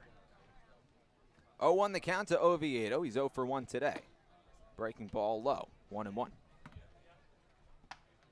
So 3 games left on the schedule for the Wareham Gatemen. 4 games remaining for Falmouth, 3 of those against these Cotuit Kettleers. 1-1 the count to Oviedo. Nobody on, nobody out. 2-0. Kettleers over the Gatemen. Breaking ball, fisted foul, and that sails out of play. Behind home plate, 1 ball and 2 strikes to the shortstop. Oviedo struck out looking to end the second. That was when Levi Prater was on the bump. Prater went the first 3 innings for the Gatemen. Bybee pitching his second consecutive. Trying to keep this a 2-run deficit. The 1-2. Taken low and in. Oh no! That was strike 3. A delayed call by the home plate umpire Tom Ryberg to ring up Adam Oviedo. He didn't like it, and I kind of agree with him. I don't think that was a strike at all. That's the second strikeout tonight for Oviedo. The first strikeout for Tanner Bybee. Second time Oviedo has been caught looking. 1 down here in the top of the 5th. That strikeout brought to you by Lang, Exafaris, and Bullard. Head to lxblaw.com to seek a trial attorney in the New Bedford area. First pitch to Cody Pasek. Line drive out toward right field. Coming on is Rudick. He lets that drop in front of him. Picks it up on a hop and fires it back into second. Cody Pasek pulls in at first with a 1-out single. A little blue pit there for Pasek. Just dropped right into no man's land. Nothing Rudick could do about it. Nothing Bybee can do about it. Good pitch. Pasek just poked his bat out there. Got it into right center field. The Kettleers have a base runner, their 4th hit of the game. 1 down here in the top of the 5th inning. The lefty Parker Chaver steps in. Long look in from Tanner Bybee. He delivers. First pitch chopped over the mound, could be 2, and it's off the glove of Benjamin Semmes, who is playing behind the second base bag. The ball skips into center field. Braden Ward fires it back into second. But the table's set. Runners on first and second with 1 down in the 5th, and we're headed back to the top of the order. What an unlucky bounce for Semmes. That thing popped way up. I mean, he was playing behind the bag because they had the shift on. He was playing behind probably a step to the right of the second base bag and behind it, and was waiting on that hop so he could simply either go step on second base or quick flip to Mathis. And I don't know if that hit the lip or the base, but it flung way up and into center field. Either way, that kangarooed right over the glove of Benjamin Semmes. Took an unlucky hop and an unlucky break for the Wareham Gatemen because Nick Gonzalez is a new man up, and he has 2 hits tonight, both of them extra bases, and he's the last guy you want to face, perhaps in the entire CCBL. Steps in from the right side, a right-on-right matchup against Tanner Bybee. Checks the runner at second, delivers from the stretch, and misses low and away with the breaking ball, 1-0. Gonzalez doubled in the first, he tripled in the third. He's one of the best hitters, if not the best hitter, in the entire Cape Cod League. Chavers at first base, Pasek at second. 1 down in the top of the 5th inning. 2-0 Cotuit. The pitch. Tapped right on top of home plate. Gonzalez just missed it. 1-1. And I know there's only 1 out, but you got to pitch very, very carefully to Gonzalez. I'd much rather face an Arajanu who's on deck. The double play is in order, but the shift is on against Gonzalez. 1-1 the count. Bybee with a high set. Delivers from the third base side of the rubber. Checks the runner at second base. Throws back to second. It's a high throw. And Pasek gets back to the bag. Zach Mathis jumped up to prevent that from going into center field. Bybee almost threw that away. Count holds it 1-1 to Gonzalez. Nick Gonzalez has reached base in every game except for 1. That was July 9th against Bourne. The 1-1. Pitch low and in. Snap throw down to first. It's a good one. Did he get him? Yes, he did. Adrian Del Castillo with a cannon. Jacob Teeter slaps on the tag. And Parker Chavers is retired at first. 2 down. And the reason that happened is because the shift being on and Teeter being so far off to the right of the first base bag, Chavers didn't think he would get back. So he was a third of the way down the line when the pitch is thrown. Of course, a secondary lead. And Teeter immediately took off of the first base bag after Del Castillo caught that thing. What a throw. 1-2 the count to Nick Gonzalez. The pitch from Bybee. Swing and a miss, strike 3. Tanner Bybee gets out of it. Some help from his defense, but gets perhaps the best hitter in the Cape Cod League to retire on strikes. The Kettleers leave one stranded in the 5th. No runs on 2 hits. 1 man left aboard. After 4.5, Kettleers on top, 2-0. We'll be back to start the bottom of the 5th inning on the Gatemen Baseball Network. The law firm of Lang, Exafaris & Bullard, providing families and businesses in the greater New Bedford community with legal services for 40 years. We look forward to serving you. For an appointment, call 508-992-1270. We invite you to learn more about the law firm of Lang, Exafaris & Bullard by visiting our website, lxblaw.com. Legacy Insurance Agency at 213 Main Street here in Wareham can offer you coverage for all your insurance needs. We have the bundle discounts, the accident forgiveness, the vanishing deductible, no loss, etc. But unlike those gimmick companies, we can quote you with multiple carriers. So forget the lizard and price tool and come talk to a professional. We'll help you find what's right for you. Got legal trouble? Attorney Mark Deshays is here to help the greater New Bedford area with real estate and business law, estate planning, and probate. Visit him today. Struggling with changes in mood, sleep, stress, or a sense of hopelessness? Finding it hard to be the man you want to be? Get the information and tools you need for mental, emotional, and relationship health at massmen.org. Courage starts with the first step. The Mezzaluna Restaurant is a family-run Italian restaurant celebrating 80 years in business. Located on Main Street in Buzzards Bay, Mezzaluna specializes in Italian cuisine, a lunch menu that's the best deal in town, and serving some of Cape Cod's famous prime rib every Wednesday and Saturday. Come enjoy the feast at Mezzaluna, the Italian family restaurant. Does your insurance agent know you by name, analyze your stats, and help you with your game plan? If the answer is no, then it's time to draft Morse Insurance. Their local team will get to know you, assess your risk, and develop a strategy to protect your home, auto, or business. Visit us online at morseins.com. Hashtag Morse, of course, has your back. 2-0 Kettleers, bottom of the 5th inning. Jonah, Karp, Gabe, Genovesi, Addison Van Patten back with you. Thanks for spending your Monday evening with us on the Gatemen Baseball Network, right here from Spillane Field. The Gatemen trying to even up the season series at 3 games apiece with their Western Divisional rival, the Cotuit Kettleers. The last time these two teams met, it was last Friday, a 6-1 victory for Cotuit. First pitch is a fastball over the outer corner, 0-1 to Matt Rudick.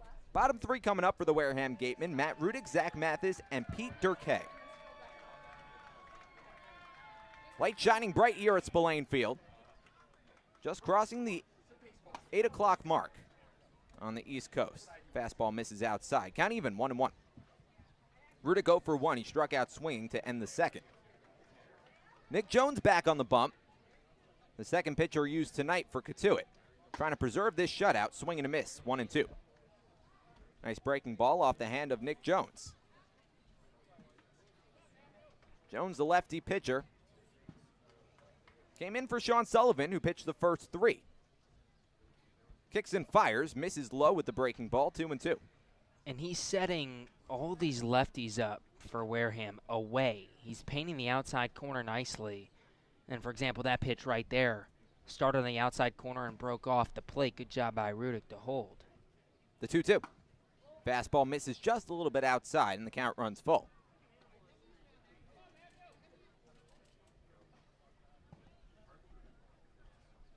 In the 4th inning, Nick Jones walked Jacob Teeter, the first batter he's faced in the Cape this summer, and then struck out the next 3.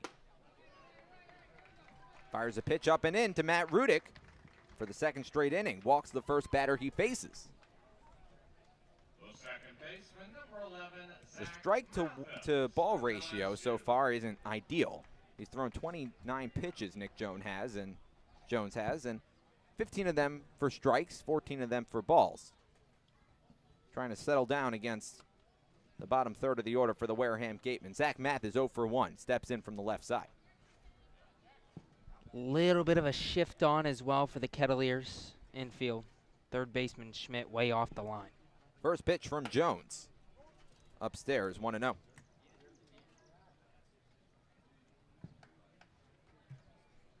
Mathis made his debut earlier this week. He's now taken 16 at-bats with the Wareham Gatemen. 4 hits in 16 at-bats, 250 average. Throw back to first. Rudick back to the bag, not taking much of a lead anyway. Mathis hit his first home run of the season for the Wareham Gatemen yesterday. It's a rocket out to right field. Just got over the fence. He has a homer and 5 RBIs. Not a bad first week. The 1-0. Fastball, swing and a miss. 1 ball and 1 strike. Mathis 0 for 1 today. Struck out looking to begin the third.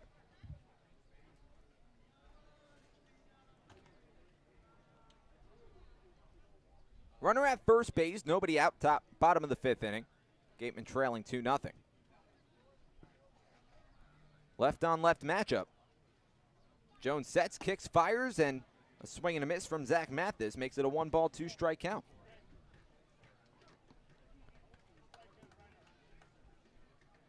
No runs on just 1 hit, 2 errors for Wareham tonight. This offense has been struggling more than they've not been struggling, I guess, for lack of a better term, over the last week and a half or so. The 1-2.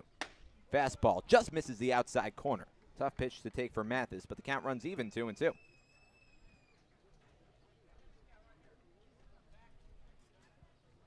Despite the recent struggles for Wareham,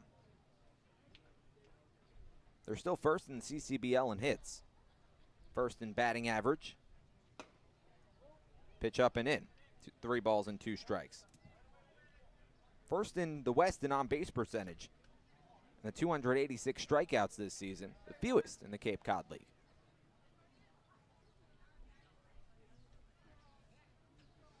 Jones looks back at first, steps and fires. A pitch inside, ball 4. 3rd walk for Nick Jones. 2nd walk to begin the 5th. And we're going to get another meeting on the mound. Well, the last time, Jones was met by Cody Pasek. The meeting was complete, and Jones proceeded to strike out 3 consecutive Gatemen. In a little bit of a more difficult situation here, this is his first runner that he's dealing with in scoring position, with Matt Rudick off of second, somebody also with a lot of speed. And Zach Mathis standing on first, and nobody out. Pete Durkay, speaking of debuts, Pete Durkay making his tonight. Played mostly catcher and first base this past season at the University of Tennessee. 0 for 1 tonight. He's playing left field for the Gatemen in his debut. Another left-on-left matchup. First pitch to Durkay, misses low and away. 1 ball and no strikes. Durkay was retired by his counterpart, Mason McWhorter, back in the 3rd inning. Good RBI opportunity right here. Runners on first and second, nobody out. The pitch from Jones. Misses low and away again, and Jones falls behind. 2 balls and no strikes. That's now 37 pitches, 20 of them out of the zone. And that'll warrant a meeting from head coach Roberts. Mike Roberts.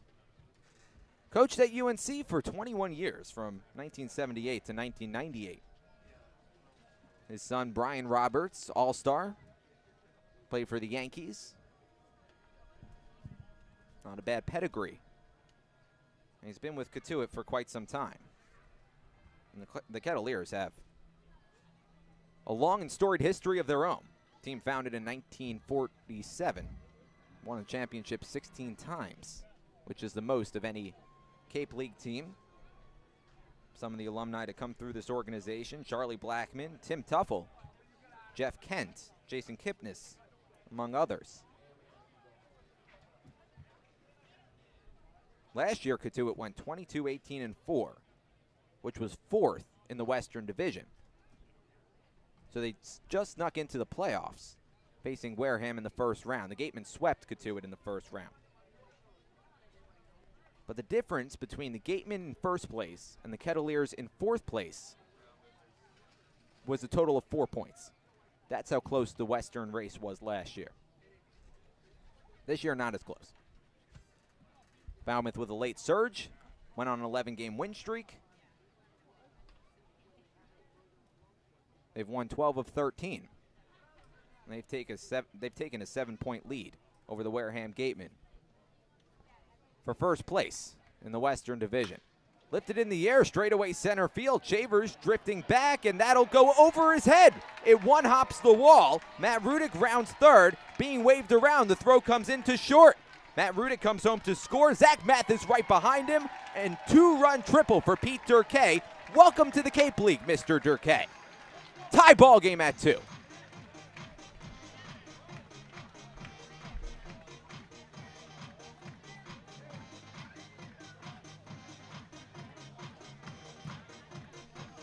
Well, that's one way to make an impact early. That ball was given a ride out to deep left center. Deepest part of the park out there, 412. He probably hit that one 380, 390. And it snuck up on Chavers, too. He started to run to his right in maybe even a step in, and all of a sudden he sprinted back. Didn't read it right, and it leads to 2 runs for Wareham. And still nobody out in the bottom of the 5th inning. Back to the top of the order with Braden Ward. First pitch to him. Skips in the dirt, rolls to the left of Pasek, stays with it. 1 ball and no strikes.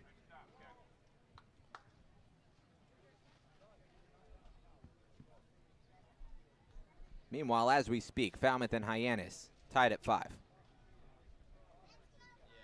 The 1-1, or 1-0 rather. Sits downstairs, 2 balls and no strikes. Braden Ward 1 for 2. Had the first hit for the Wareham Gatemen in the 3rd inning, was left stranded. Durkay's triple, only the 2nd hit of the night for the Gatemen. Another ball low and away. Pasek staying with it, but Jones falls behind, 3 balls and no strikes. And with nobody out here in the 5th, I'd be hard-pressed to imagine that the leash on Jones isn't suddenly extremely tight.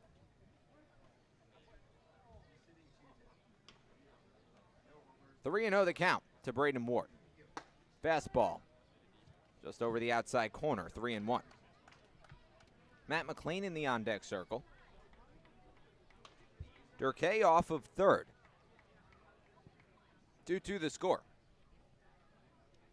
Ward, McLean, Teeter, the next 3 up. All stars for the Wareham Gatemen. The 3-1. Breaking ball. Sits high, ball 4. And there's runners at the corners for the Gatemen with nobody out in the 5th. Matt McLean about to walk into the right-hander's batter's box. And we're not going to get another meeting. All 4 infielders coming in on the edge of the infield grass.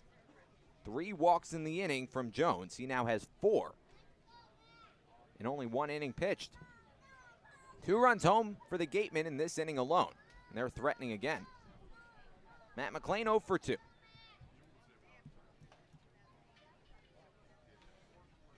Lefty on the mound, righty in the box.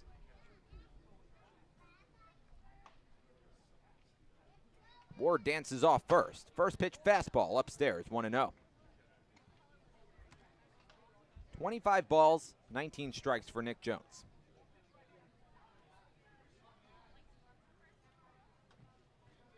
McLean always a dangerous hitter. Wide open stance in the righty batter's box. The 1-0. Skips low and in, 2 balls and no strikes. Jones can't find the strike zone at all.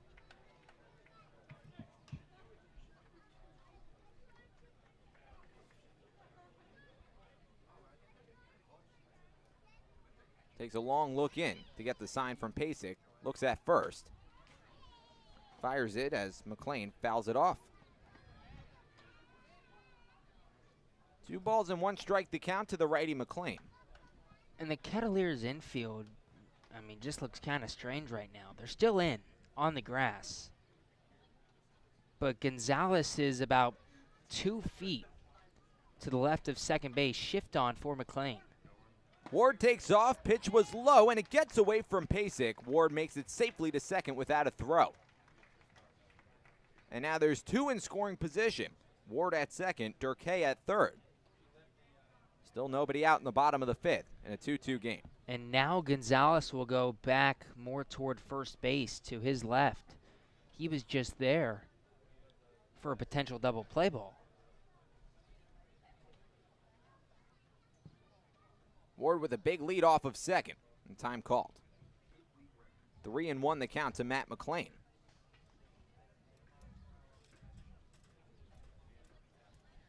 The Gatemen haven't led tonight. 2 runs home in the inning. Still nobody out. The 3-1. Breaking ball on the outside corner, 3-2.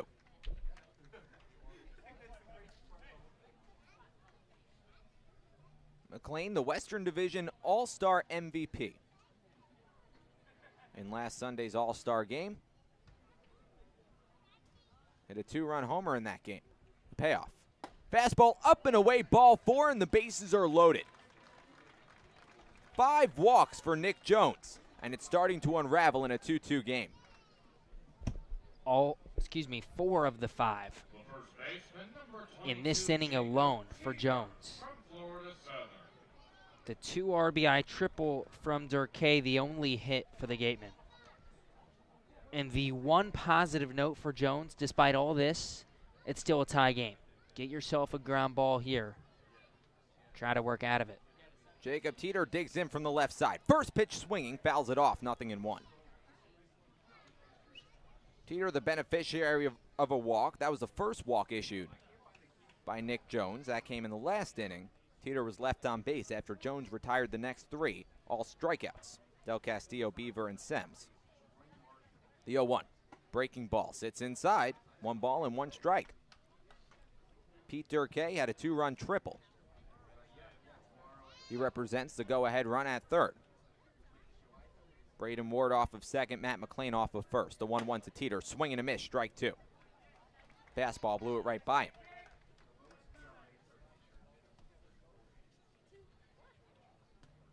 A left-on-left matchup. All 4 infielders again playing in on the edge of the infield grass. Jones trying to keep this a tie game. The 1-2 to Teeter. Fastball misses outside. 2 balls and 2 strikes. Teeter 0 for 1. He grounded out to Schmidt, the third baseman, to end the first inning before walking in the 4th inning and being left stranded. Trying to give the Gatemen the lead here in the 5th. Still nobody out. The 2-2 to Teeter. Fastball just misses the outside corner for ball 3. Cody Pasek tried to frame it, but to no avail. Tom Ryberg, the home plate umpire. Frank Auditori, the first base umpire. Brian Troop, the third base umpire. A payoff pitch upcoming. 4 walks in the inning from Jones. The 3-2. Fastball lifted down the left field line toward the corner. McWhorter chasing over, and he'll let that sail out of play. Jacob Teeter gave it a ride, but it just drifted out of the reach of Mason McWhorter, and the count holds at 3-2. Jacob Teeter with the bases loaded this season. He's had 6 at-bats with the bases loaded. He's 2 for 6. 7 RBIs. 3-2 the count to Teeter. The pitch. Chopped foul. Trickles to the right of home plate, and we'll do it again. Durkee off of third, Ward off of second, McLean off of first. 2-2 the score, nobody out, bottom of the 5th. 2 runs home in the inning for the Gatemen.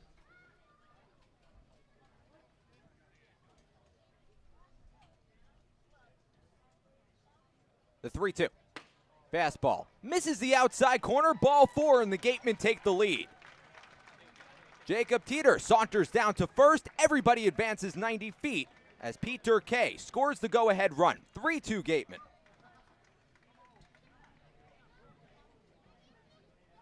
RBI for Teeter, his 24th of the summer.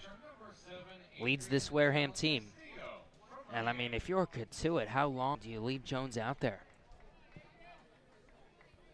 Mike Roberts went out to talk to his relief pitcher a few batters ago, but since hasn't had another conversation. Bases are still loaded. Now 3 runs home in the inning, and nobody's out.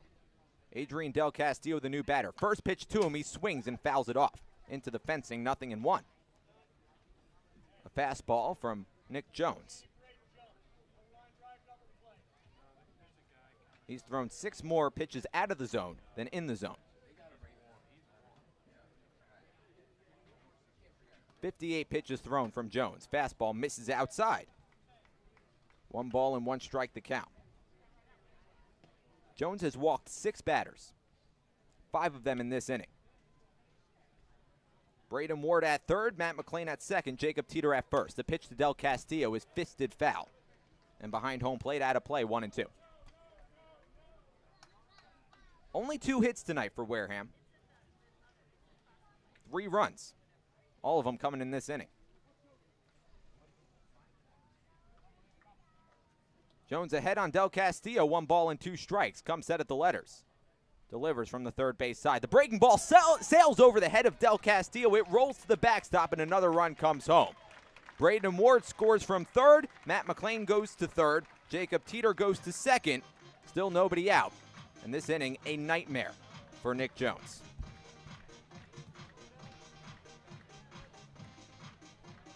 (4-2), Wareham over Cotuit. 4 runs on just 1 hit in this inning for Wareham. Still nobody out. 2-2 the count to Del Castillo. The pitch. Fastball. Fouled off. Count holds at 2-2. Adrian Del Castillo struck out against Jones in the 4th inning. He's 0 for 2 tonight. Batting .308 with runners in scoring position this season. Watches a pitch sit outside. Check swing on the outside pitch, and he didn't go, says Brian Troop. Another full count. 3 balls and 2 strikes to Del Castillo. Dallas Beaver in the on-deck circle. 4 runs home in the inning for the Gatemen. Still nobody out in the bottom of the 5th. Jones delivers the 3-2. Fastball, check swing, pitch was outside. It was a strikeout. Del Castillo takes off for first. It rolls behind Pasek. A run comes home. And Del Castillo is safe. Still nobody out, and it's 5-2 Gatemen.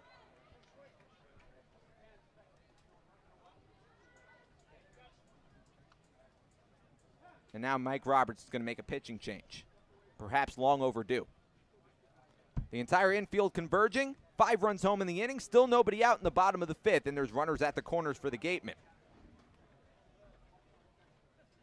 We'll be right back on the Gatemen Baseball Network. Struggling with changes in mood, sleep, stress, or a sense of hopelessness? Finding it hard to be the man you want to be? Get the information and tools you need for mental, emotional, and relationship health at massmen.org. Courage starts with the first step. The Mezzaluna Restaurant is a family-run Italian restaurant celebrating 80 years in business. Located on Main Street in Buzzards Bay, Mezzaluna specializes in Italian cuisine, a lunch menu that's the best deal in town, and serving some of Cape Cod's famous prime rib every Wednesday and Saturday. Come enjoy the feast at Mezzaluna, the Italian family restaurant. Does your insurance agent know you by name, analyze your stats, and help you with your game plan? If the answer is no, then it's time to draft Morse Insurance. Their local team will get to know you, assess your risk, and develop a strategy to protect your home, auto, or business. Visit us online at morseins.com. Hashtag Morse, of course, has your back. Northeast Maritime Institute's College of Maritime Science is a proud sponsor of the Wareham Gatemen. If you're looking for a career at sea, look to NMI's program of education, adventure, and employment on northeastmaritime.com, America's premier 2-year maritime college. Office Technology Group is a southeastern Massachusetts source for advanced digital copiers, printers, and document solutions. From Toshiba to Epson and everything in between, they've got you covered. Shop now at otgne.com. Large enough to serve, small enough to care. Shop from home year-round on gatemen.org. You can customize your Gatemen gear from any device, anywhere. We offer a large selection of apparel and unique gifts 24/7, 365 days a year. Hard to find sizes, colors, and styles. Youth clinic registration also available. Visit us today and remember us for holiday gifts at gatemen.org. Gatemen Baseball is officially sponsored by Robertson's GMC, the truck professionals. Located just 2 miles away on Cranberry Highway, Robertson's GMC, we are professional grade, power like a pro. If someone asked you when the last time you watched a baseball game where 5 runs were scored in an inning with only 1 hit, tonight's the night. Still nobody out in the bottom of the 5th. 5 runs home for the Gatemen, runners at the corners, and a throw back to first. Dallas Beaver, the new batter. Matt Moore, the new pitcher. Nick Jones. Might take him a while to wake up from this nightmare. Adrian Del Castillo at first. Jacob Teeter at third. Beaver 0 for 2. First pitch. On the inside corner, 0-1. The only hit of this inning was from Pete Durkee, who made his debut tonight, playing left field for the Wareham Gatemen, batting 9th. He's 1 for 2. He had a 2-run triple to score the first 2 runs and tie up this ball game at 2 apiece for the Gatemen. Throw back to first as Del Castillo scampers back. Count holds at 0-1. Only 2 hits tonight for Wareham. 5 runs on 2 hits. The 0-1. Breaking ball. Rainbows over the outside corner, 0-2. Cotuit, meanwhile, has 2 runs on 5 hits, which makes a little more sense.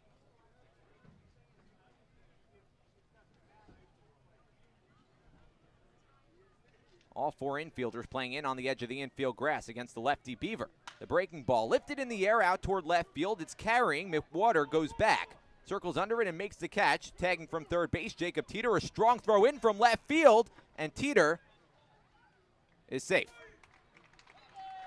Run number 6 of the inning for the Wareham Gatemen, and finally we have our first out here in the 5th.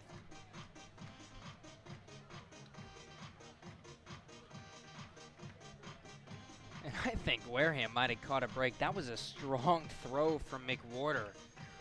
And I think it hit Teeter as he was about 3-4 feet from home plate. A little further back than that, 5, 6, 7 feet from home plate. If it doesn't hit Teeter, I think it one-hops to Pasek, and Pasek applies the tag. Instead, Teeter scores 6-2 Wareham. That ball a little much too on the line. A little too accurate. Roller down to first is a foul ball, 0-1 to Benjamin Sems. Well, the Gatemen have batted around here in the 5th, and they're still only 1 away. 6 runs home in the inning. Jonah, Karp, Gabe, Genovesi, Addison Van Patten back with you. A hot Monday evening from Spillane Field. At first pitch, it was about 80 degrees, and it hasn't cooled down much since, despite it being just about 8:30 here on the East Coast. Breaking ball, bends over the inside corner for strike 2. Count 0-2 to Sems. Still only 1 hit in the inning. Adrian Del Castillo off of first. Only takes about 2 steps off the bag. 1 down in the bottom of the 5th. The pitch. Fastball. Misses low and away. 1-2. Sems 0 for 1 with a strikeout and a walk. Struck out to end the 4th. The book still not closed on Nick Jones, with Adrian Del Castillo off of first base. The 1-2 from Moore. Fastball low and away again. 2 balls and 2 strikes.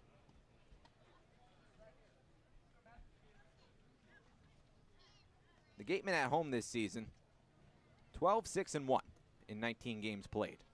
On the road, 9-11-1. They actually pitch better on the road than they do at home. The 2-2. Chop down to second. It's a slow chopper. Gonzalez waits. His only play is to first. Makes the easy toss for the second out as Adrian Del Castillo moves up to second. 2 down in the 5th. And we're back to Matt Rudick, who got this whole thing started. Rudick walked to begin the 5th, and then came home to score on a Pete Durkee triple. After Rudick stepped up, Mathis also walked, and after the triple from Durkee, Ward, McLean, and Teeter all walked. A drop third strike put Adrian Del Castillo on first, who's now standing on second. And then a sacrifice fly and a fielder's choice. Puts a runner in scoring position with 2 down, 6 runs home in the inning, as Moore looks back to second base. Just a tale of two games for the Cotuit Kettleers. Still awaiting the first pitch to Matt Rudick.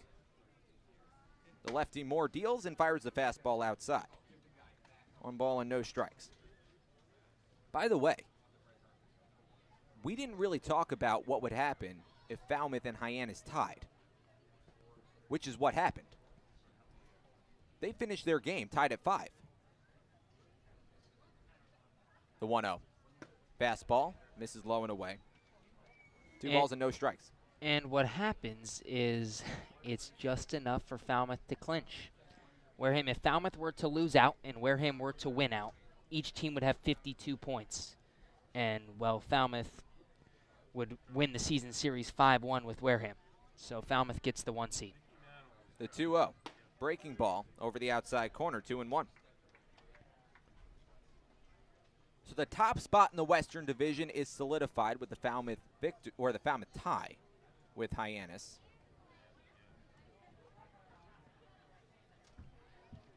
Cotuit and Wareham jostling for second and third. Poked foul down the left field line, 2-2. And we've pretty much known this, but today also solidifies Bourne is the 4 seed. So Falmouth and Bourne will be facing each other in the first round of the postseason. Playoffs starting on August 2nd.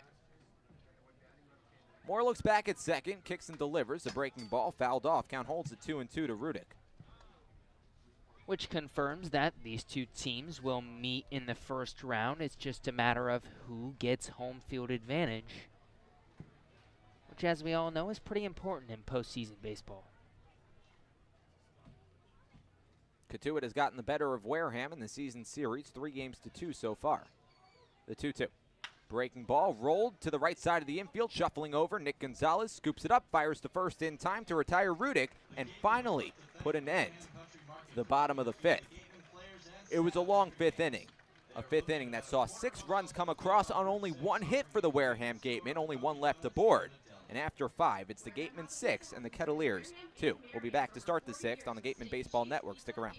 The law firm of Lang, Exafaris, and Bullard, providing families and businesses in the greater New Bedford community with legal services for 40 years. We look forward to serving you.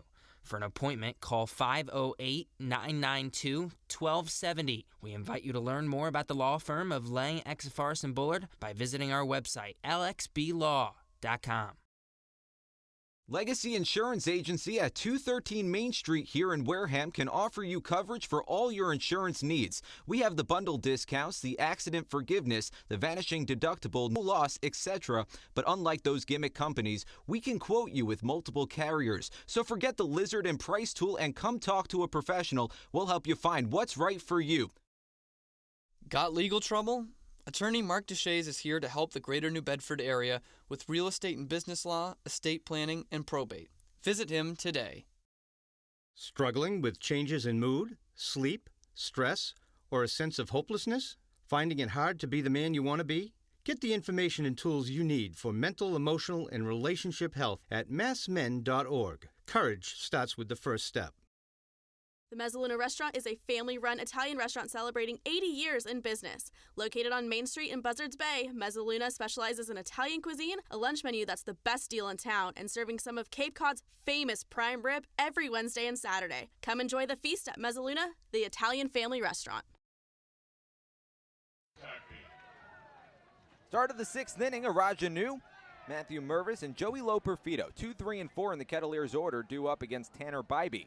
In a completely different game than we saw at the start of the last half inning. First pitch fastball laced down the left field line. That's a fair ball. It rolls into the corner. Araja New takes a wide turn at first. Heading for second. The throw comes in late, and it goes to third. Anu on the first pitch swinging. Pulls in at second base with a leadoff double.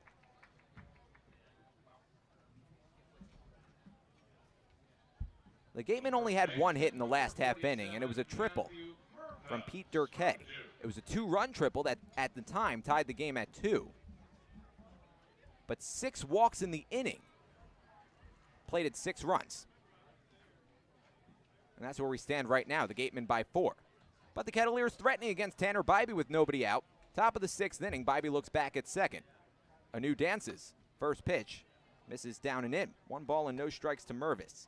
Matthew Mervis 0 for 2 with a strikeout and a groundout.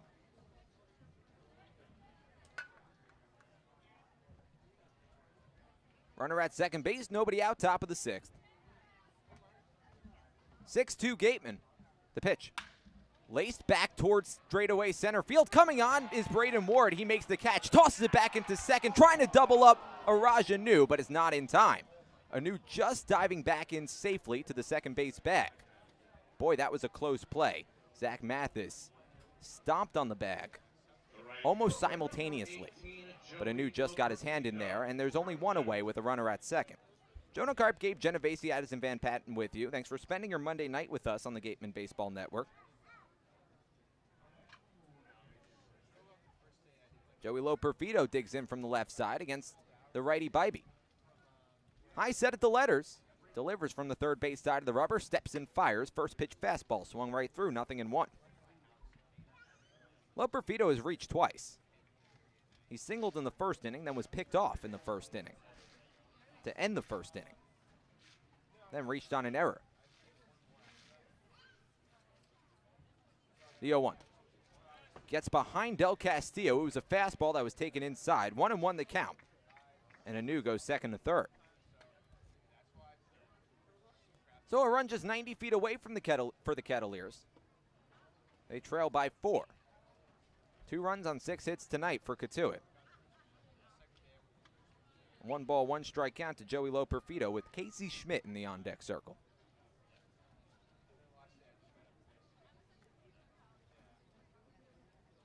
The 1-1. Skips low and in, a breaking ball. 2 balls and 1 strike. Loperfido, the right fielder. The New Jersey native and a rising sophomore at Duke. Jerry Weinstein's going to go have a word with Tanner Bybee, and the entire infield's going to come in. Runner at third.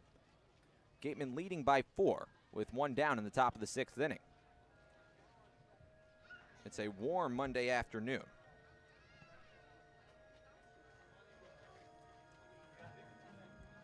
The Gatemen and the Kettleers jostling for 2nd and 3rd place in the Western Division. After the Falmouth tie with Hyannis tonight, they've clinched 1st place in the Western Division.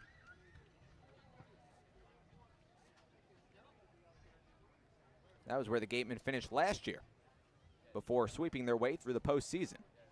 First team in the modern era to go 6-0 in the postseason. The Gatemen winning their 8th title last season. 2-1 the count to Joey Loperfido. The pitch from Bybee. Rolled down the first base line, picked up on a hop by Jacob Teeter, steps on the bag as the runner holds at third. 2 down. Loperfido retired. Tanner Bybee just an out away from getting out of it with Araja Anu standing on third base. Casey Schmidt, the new batter, digs in from the right side, a right-on-right matchup. Schmidt, a two-way player, playing third base tonight, played third base when these two teams met last Friday. Also pitched 4 1/3 innings of hitless baseball. 2 down in the top of the 6th. First pitch to Schmidt. Check swing, but he went around on the pitch low and away. 1 ball and no strikes. Schmidt 0 for 2 with a fly out to center field, and then he grounded into a double play in the 4th. Anu off of third base takes a few steps off the bag. Middle infield playing very back. Zach Mathis playing almost behind second base. Bybee checks the runner on third. The 0-1 low and away. Breaking ball. Del Castillo makes the backhanded stop. 2 balls and no strikes. 6-2 Gatemen with 2 down in the top of the 6th inning.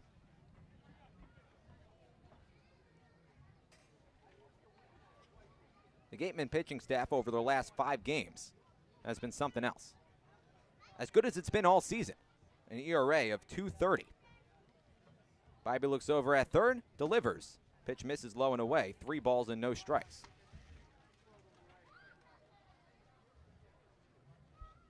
Mason McWater in the on-deck circle. Schmidt entering tonight, batting .254. 5 homers, 18 RBIs.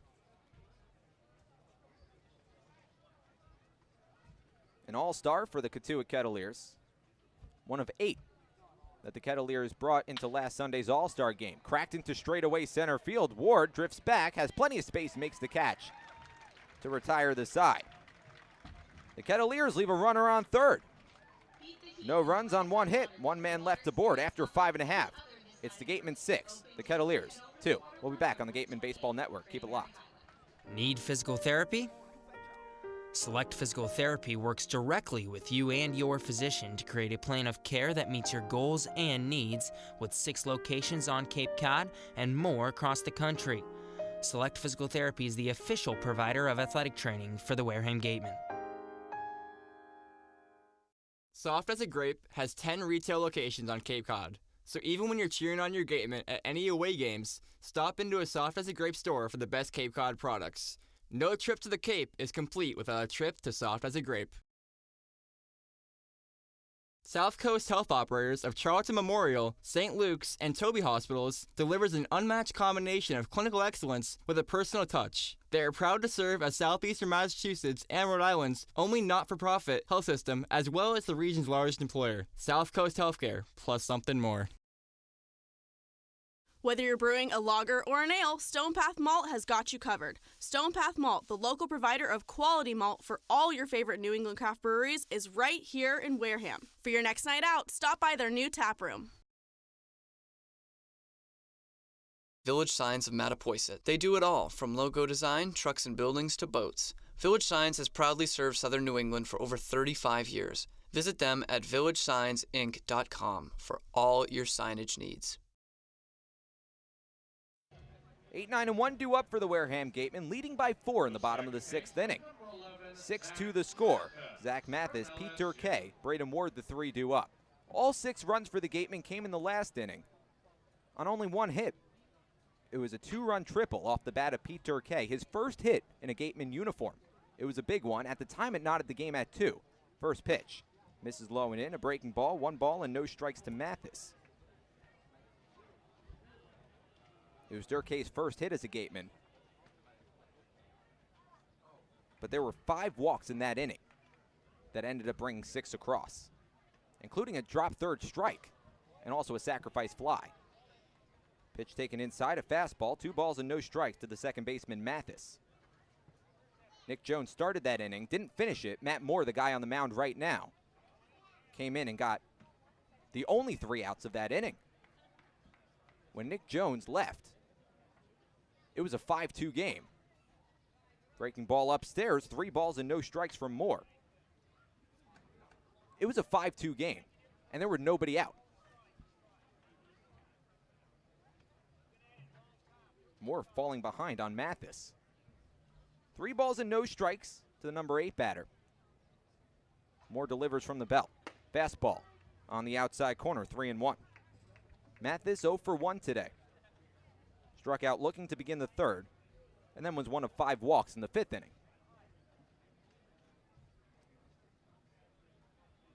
Left-on-left matchup. Moore delivers from the third base side. Pitch right down the pipe, 3-2. Mathis hit his first home run of the season yesterday against Hyannis in game 1 of that doubleheader. A doubleheader that the Gatemen won the first game of and then tied the second game. The 3-2. Broken bat, roller down to second base. Nick Gonzalez shuffles over, glove flip over to first with Moore covering, is in time. Nifty play from Gonzalez. And then Matt Moore getting to the first base bag in time to beat the foot race from Zach Mathis for the first out of the bottom of the 6th. An impressive play all around. Pete Durkay comes to the plate. Steps in from the left side with nobody on and 1 down. 6-2 Gatemen. Jonah, Karp, Gabe, Genovesi, Addison Van Patten with you. Thanks for tuning in on this Monday evening. 80 degrees here at Spillane Field. First pitch, a breaking ball, misses outside. 1 ball and no strikes to Durkay. Durkay 1 for 2 in his debut. Batting 9th, playing left field. The Georgia native, rising senior at the University of Tennessee, batted .228 this season. The 1-0 from Moore. Check swing, pitch low and away. but he went around, says Tom Ryberg, the home plate umpire. 1 ball and 1 strike to the left fielder. Back to the top of the order after this with Braden Ward. Third baseman Casey Schmidt shaded in on the edge of the infield grass. Middle infielders both playing back on the edge of the outfield grass. Moore delivers. Chopped foul down the first base line. Boy, that ball was roped off the bat of Durkee. Wasn't foul by much, but the count runs to 1-2. Nobody on base with 1 down. Bottom of the 6th inning, 6-2 Gatemen.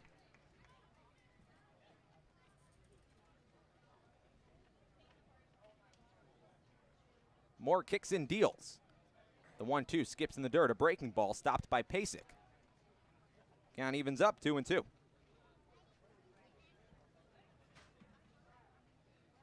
Despite playing left field tonight in his debut, Durkee played mostly first base and catcher this season at Tennessee. Says he's still comfortable out in left field. Made a couple plays tonight, the 2-2. Popped up but foul behind home plate, and that sails out of play. Count remains even. Matt Moore, the 3rd different pitcher used tonight for the Cotuit Kettleers. Sean Sullivan started. Went the first 3 innings. Did very well. 3 innings pitched, only 1 hit. 1 walk, 3 strikeouts. The 2-2. Breaking ball low and away, ball 3. 3 balls and 2 strikes to Pete Durkee. The Gatemen have walked 7 times in this game. Nobody on base with 1 down in the bottom of the 6th. A left-on-left matchup. Moore gets his sign, kicks and deals the payoff. Breaking ball low and away. Nope. On the outside corner, strike 3. That was a late call from Tom Ryberg. And Durkee was about to trot down to first base. Ryberg's made a couple of late calls tonight, and that's the 2nd out of the bottom of the 6th inning. Durkee caught looking, and he's now 1 for 3 tonight. Back to the top of the order with Braden Ward. He's reached base twice with a single and a walk. 1 for 2. 2 down in the bottom of the 6th, nobody on base. Gatemen by 4. Another left-on-left matchup. First pitch from Moore. Fastball. Darts over the outer half. 0-1. Ward, the center fielder, batting leadoff. All-star center fielder for the Wareham Gatemen. And a starter in last Sunday's All-Star game, the 0-1. Breaking ball. Swung on and missed. A lazy swing and a miss from Ward. Quickly falls behind, 0-2.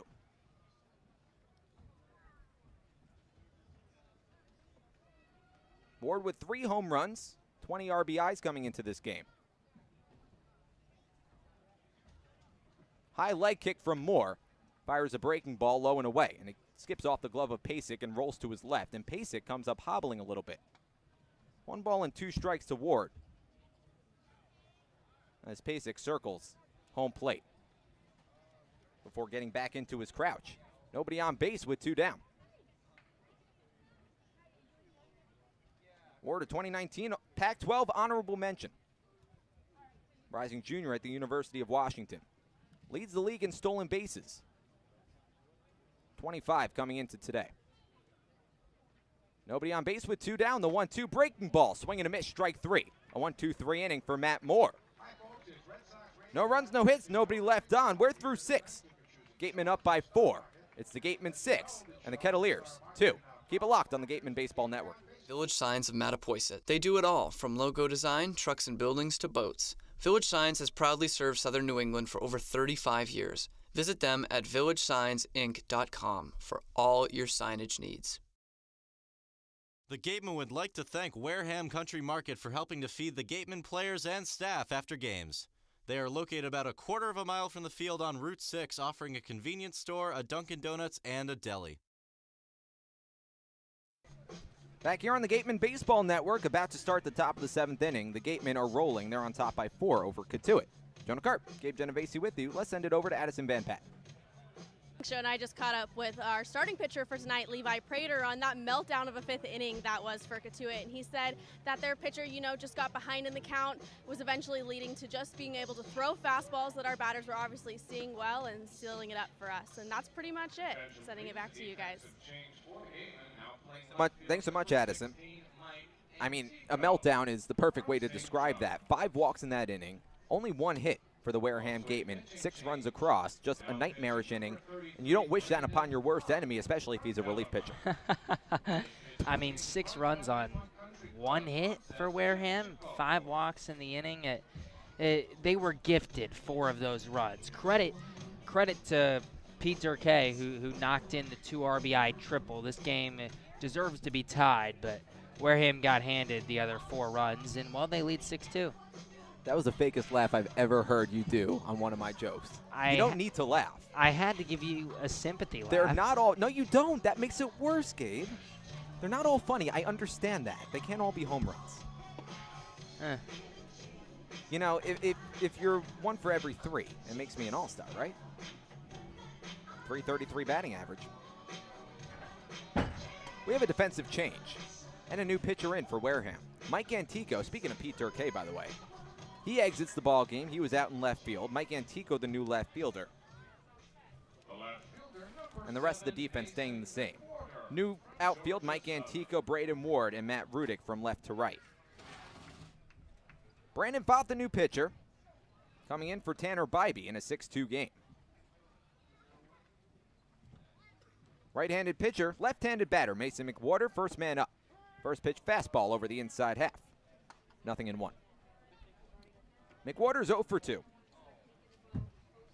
A strikeout victim in the second inning. He was caught looking and then flew out to left field to end the 4th. The 0-1, check swing. He went around. Strike 2. The book closed on Tanner Bybee, went 3 innings pitched. Gave up 3 hits, no runs. 2 strikeouts, no walks. The 0-2 from Fott. Punched foul. Count holds at 0-2.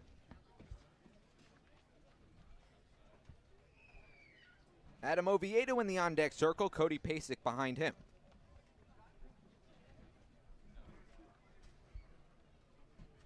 Fott rocks and deals. The 0-2. Fastball upstairs. 1 ball and 2 strikes.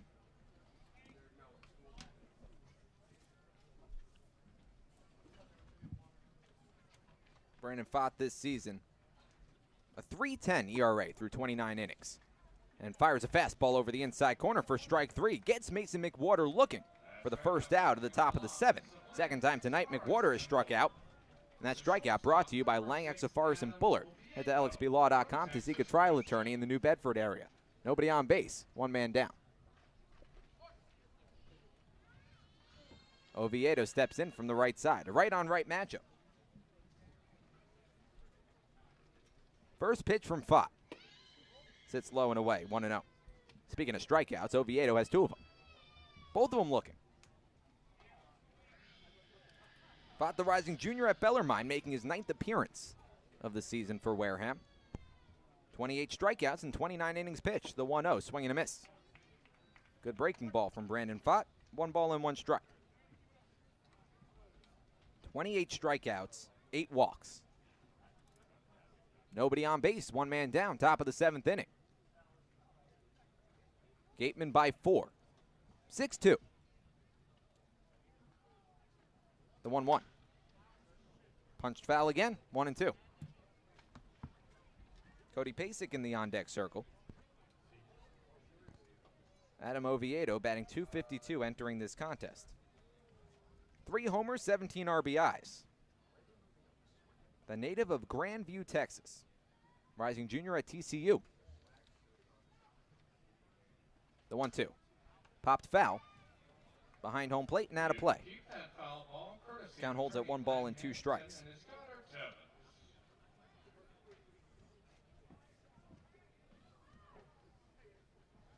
Fought the native of Louisville. Stands at 6'3", 220 pounds. Third different pitcher used tonight for the Gatemen. Swing and a miss, strike 3. Back-to-back strikeouts for Brandon Fott. 2 down in the 7th. Third time tonight, Oviedo has gone down on strikes. Another strikeout brought to you by Lang, Exafaris, and Bullard. Head to lxblaw.com to seek a trial attorney in the New Bedford area. Nobody on base, now 2 away for Cody Pasek, the number 8 batter. And that was just a filthy breaking ball from Fott. Broke away from Oviedo. Spot out of the windup. Catches the inside corner, 0-1 to Pasek. Cody Pasek hit a home run in the All-Star game last Sunday. The 0-1. Lifted in the air, not very deep, shallow left field. Mike Antico coming on. Benjamin Sims going back. Both of them called off by Matt McLean, the third baseman. He makes the catch. A 1-2-3 inning for Brandon Fott. No runs, no hits, nobody left aboard. We've hit stretch time here at Spillane Field, and the Gatemen are trying to stretch their lead. They're on top by 4. 6-2 the score. We'll be back for the bottom of the 7th. Stick around. One of the Gatemen's favorite places for their post-game meals is Cool Cone, where you can get anything from fried clams and fried chicken to an ice cream sundae, and then top it all off with a round of mini golf. Cool Cone, located on Route 6 on the Wareham-Marion line. The law firm of Lang, Exafaris & Bullard, providing families and businesses in the greater New Bedford community with legal services for 40 years. We look forward to serving you. For an appointment, call 508-992-1270. We invite you to learn more about the law firm of Lang, Exafaris & Bullard by visiting our website, lxblaw.com.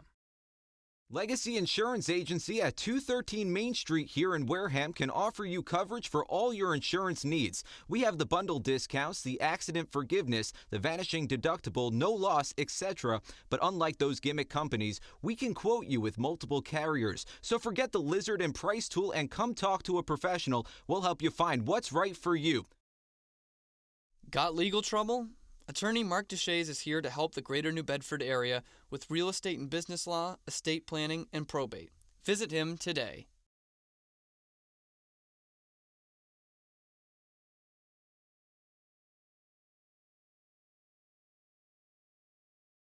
Struggling with changes in mood, sleep, stress, or a sense of hopelessness? Finding it hard to be the man you want to be?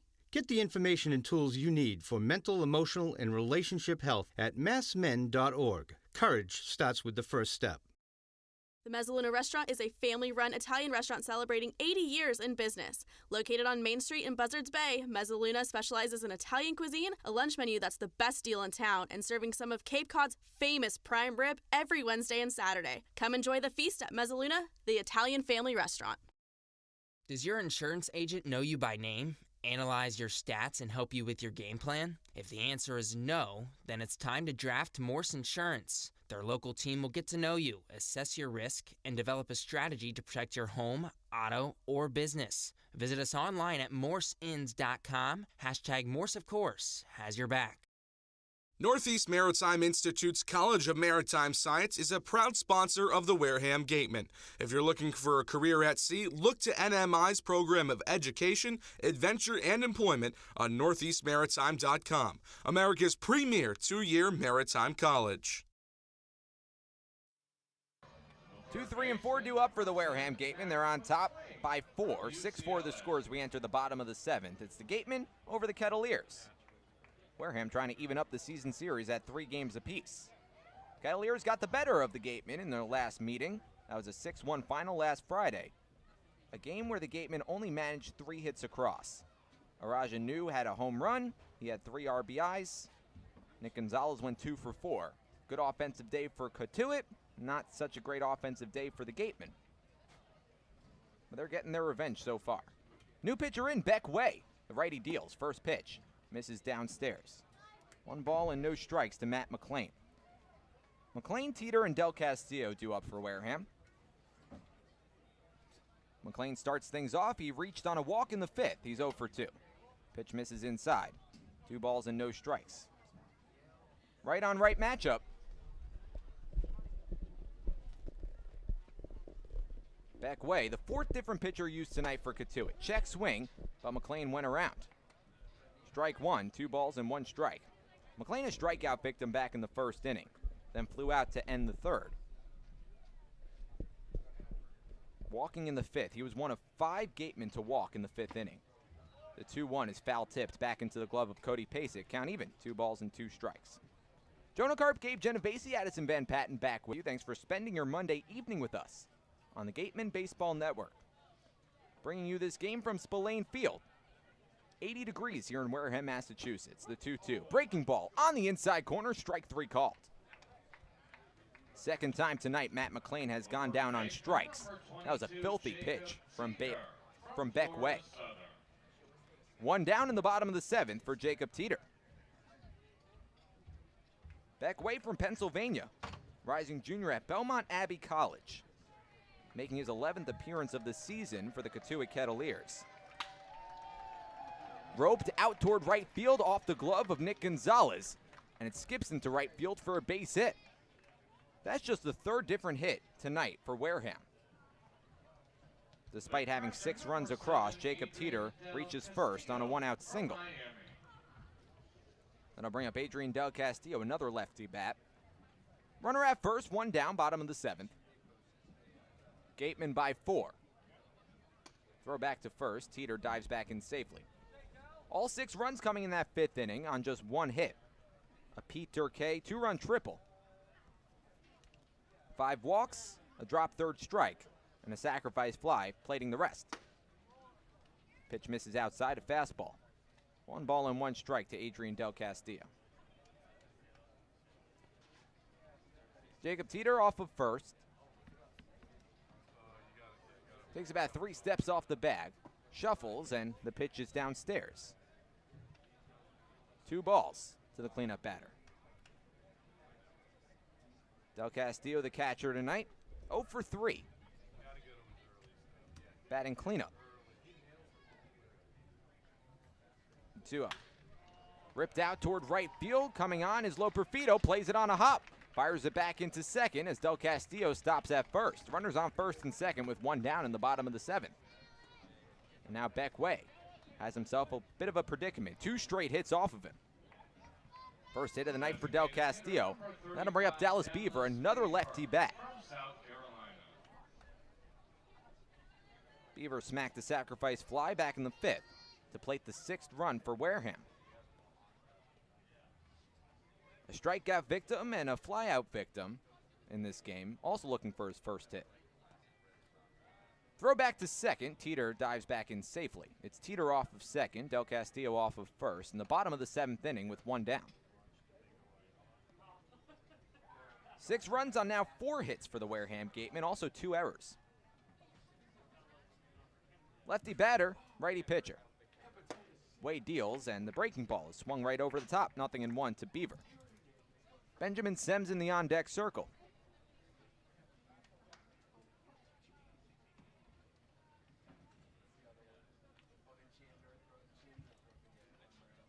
Wade takes a look at second. Kicks in, deals from the first base side. Chopped down the first base line, a foul ball. 0-2. First Cotuit this season. The middle 3 for the Wareham Gatemen. Adrian Del Castillo, Dallas Beaver, Benjamin Sems. Entering this game a combined 8 for 47. That's a batting average of just $170. Del Castillo off of first base. Pitch misses outside, 1-2. Of the 3, he's the first to get a hit tonight. Jacob Teeter off of second. Benjamin Sems in the on-deck circle with Beaver in the box. The 1-2. Swing and a miss, strike 3. Another good breaking ball from Beck Way. Second strikeout of the inning for him. Now there's 2 down in the 7th. Del Castillo holds at first. Teeter holds at second. 6-2 Gateman with 2 down. Benjamin Sems, the new batter. Another lefty bat for the Gatemen.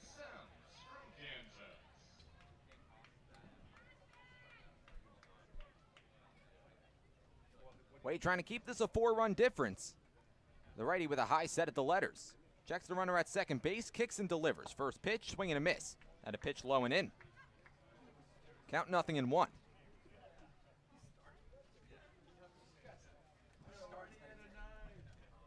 Sems reached on a walk in the 2nd inning. He was the first base runner for the Gatemen tonight. Was left stranded in the 2nd inning, then struck out in the 4th. 0 for 2 tonight. The 0-1. Fouled off the glove of Cody Pasek, and it rolls to the backstop. Count quickly 0-2 to the shortstop Sems. Del Castillo off of first. Jacob Teeter off of second base. 2 away in the 7th. Gatemen by 4. Matt Rudick would be the next man up.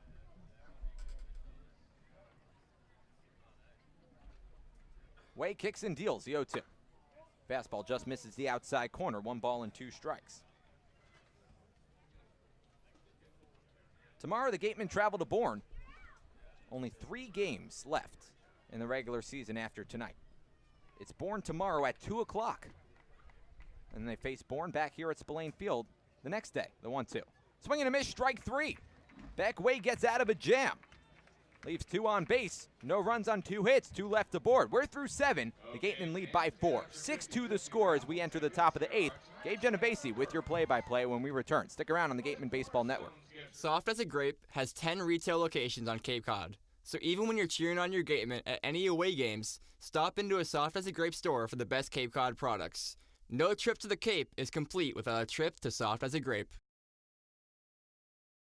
South Coast Health Operators of Charlton Memorial, St. Luke's, and Toby Hospitals delivers an unmatched combination of clinical excellence with a personal touch. They are proud to serve as Southeastern Massachusetts and Rhode Island's only not-for-profit health system, as well as the region's largest employer. South Coast Healthcare, plus something more.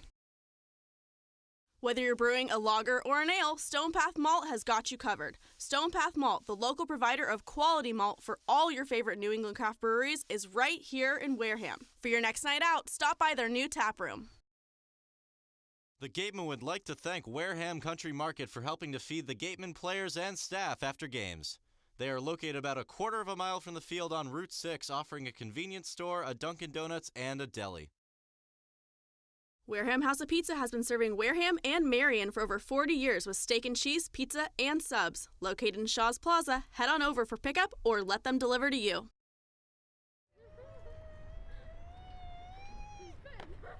Beat the heat and join us at Waterways, a water experience unlike any other this side of the bridge. Open daily, head over to the water park on Route 28, the Cranberry Highway.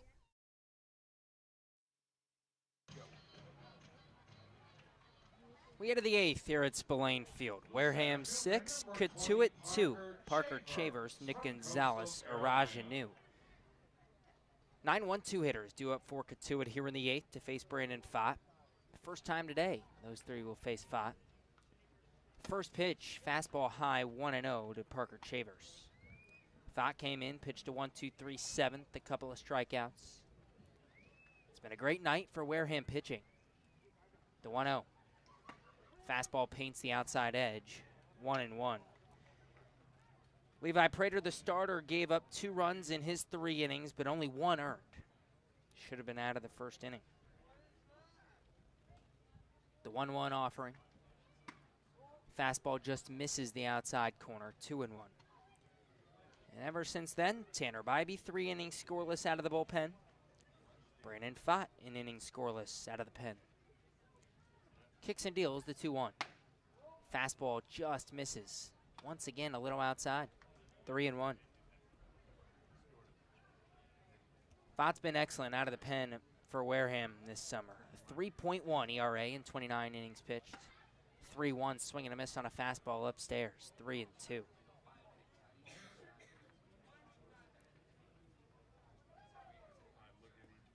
This is his second time facing the Cotuit Kettleers. First time came all the way back on June 19th. The 3-2. Swing and a miss, strike 3. Fastball right down the heart of the plate and just blew it by him. Third strikeout in 4 batters for Fott. Strikeout brought to you by Lang, Exafaris, and Bullard. Head to alexblaw.com to seek a trial attorney in the New Bedford area. 1 up, 1 down in the 8th, and in steps Nick Gonzalez with Wareham leading 6-2. First pitch to the righty. Misses low and outside. Curveball sneaks past Del Castillo. 1-0. Nick Gonzalez, we've talked about it all night long, but he's the favorite for Cape League MVP here in the summer of 2019. 1-0. At the knees of the heart of the plate, 1-1. Tonight, 2 for 3, a double, a triple, and an RBI. Against Wareham this summer, he's now 10 for 22, including tonight.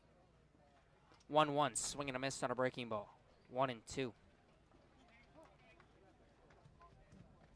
10 for 22 with 2 doubles, 2 triples, a bomb, and 8 RBIs. And the strikeout in the 5th for Gonzalez was the first strikeout against Wareham, and now this being 6 games. It's remarkable.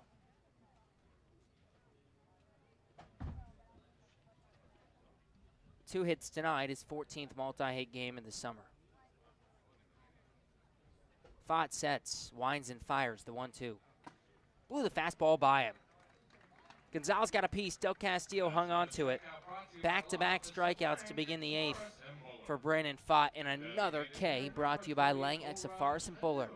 Head to alexblaw.com to seek a trial attorney in the New Bedford area. Arazanu to the plate.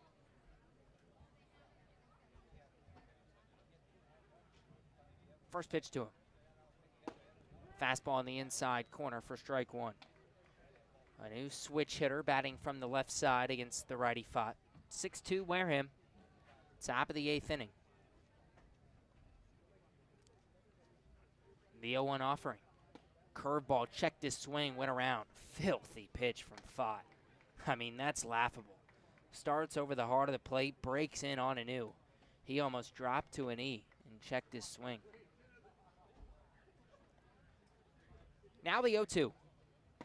Fastball at the knees over the outside corner, strike 3. Brandon Fott strikes out the side. 5 Ks in 6 batters for Fott. And Wareham holds a 4-run lead as we head to the bottom half of the 8th inning. Stick around on GBN. One of the area's best restaurants is located right up the street, Brewfish Bar and Eatery. Brewfish offers 20 rotating craft beers on tap and creative pub food. Check out their off-the-menu brunch with a Bloody Mary bar and $5 mimosas on Sundays. Join us for outdoor dining and drinks under the tent or for live music. Located on Route 105 in Marion. Cape Cod Healthcare is the leading provider of healthcare services for residents and visitors of Cape Cod with 2 acute care hospitals and more than 450 physicians. For more information, please visit capecodhealth.org. Cape Cod Healthcare. Expert physicians, quality hospitals, superior care. Located in Wareham Crossing, Coastal Orthodontics knows the importance of a healthy smile. Dr. Kevin Oliveira and his team at Coastal Orthodontics are a patient-focused practice, delivering professional, effective orthodontic treatment based on the individual clinical needs of each patient, resulting in beautiful smiles in a timely manner. With 10 years of experience using Invisalign, Coastal Orthodontics uses the most up-to-date dental equipment. Cape Cod Coca-Cola thanks you for supporting the Cape Cod Baseball League and for refreshing yourself with ice-cold Coca-Cola products. Please remember to recycle your empty bottles, cans, and all other recyclable materials. It only takes 6 recycled plastic bottles to make a new baseball cap. Learning at Curry College extends beyond the classroom and is embedded in all that they do. Curry prepares students to engage in successful careers and active citizenship with a global perspective. Explore undergraduate majors, minors, and concentrations, including new majors in accounting, biochemistry, and software development. Online at curry.edu. We head to the bottom of the 8th here at Spillane Field. Bottom of the order due up for the Gatemen. Matthew Rudick, Zach Mathis, Mike Antica will get his first at-bat tonight. He came into the game for Pete Dirk K in left field. Wareham 6, Cotuit 2. Wareham now 3 outs away from going 2 games up on the Kettleers for second place in the Western Division. First pitch to Matthew Rudick. Misses high and away. 1-0. 2 runs on 6 hits tonight for Cotuit. Wareham 6 runs on 4 hits. The 1-0. Slapped foul to plate in the left field line, 1-1. Helped out by 5 walks in the 5th inning by Nick Jones of Cotuit, making his Cape League debut. Pitched a scoreless 4th and then came in and could not find the strike zone in the 5th. Way sets the 1-1. Fastball poked down the left field line, foul. 1-2. In that 5th inning, a 6 spot for Wareham. Just one hit, a 2 RBI triple from Pete Durkay in just his second at-bat as a Gateman. But that inning went walk, walk, triple. Walk, walk, walk. A strikeout and a wild pitch. Del Castillo made his way down to first and a run scored. And then a sacrifice fly by Beaver brought in the 6th run. The 1-2. Curveball chopped down the third baseline. The pitcher's way takes over and throws wide. Throw is wide. Rudick reaches to lead off the 8th inning. And that'll bring up the 8-hole in Zach Mathis for Wareham. It's almost like Way had trouble picking it up. He was there in time, and Rudick has speed, but he was there with enough time to settle himself down and make a strong throw, but looked like he had trouble picking it out of the dirt. He barehanded it, and as a result, threw it a little wide. They give Rudick a hit, saying he would have been safe even if the throw was on the mark. So his first hit of the ball game, Rudick on for the 2nd time today. He was one of those walks in the 5th inning. Now Zach Mathis open stance from the left side, steps in. Mathis 0 for 2 with a walk today. Struck out in the 3rd, walked in the 5th, grounded out to Gonzalez at second base in the 6th. Gazes at a strike over the outside corner there, 0-1. All 6 runs for Wareham in that 5th inning. Cotuit with a run in the 1st, a run in the 3rd. 5 straight zeros on the scoreboard since. 6-2 Wareham, bottom of the 8th. The 0-1. Runner going pitch high, throw down to second. Rudick slides in safely. Ball into center field. Rudick is going to take off for 3rd as Chavers bobbled it. And now Rudick going home. Chavers was lackadaisical in center field. And Rudick scores. 7-2 Wareham. Rudick steals 2nd and goes all the way home on the error. And Wareham has a 5-run lead. Talk about a comedy of errors. And that's all on Chavers. I mean, Chavers picks that ball up cleanly or even keeps the ball in front of him. And Rudick doesn't even advance to 3rd, let alone go home. Mathis takes the ball high, 2-1. I mean, that looked like a guy who just doesn't want to be here either. The ball got past him. And he might as well have walked after it. A slow jog, and Rudick scored. 2-1. Fastball inside, 3-1.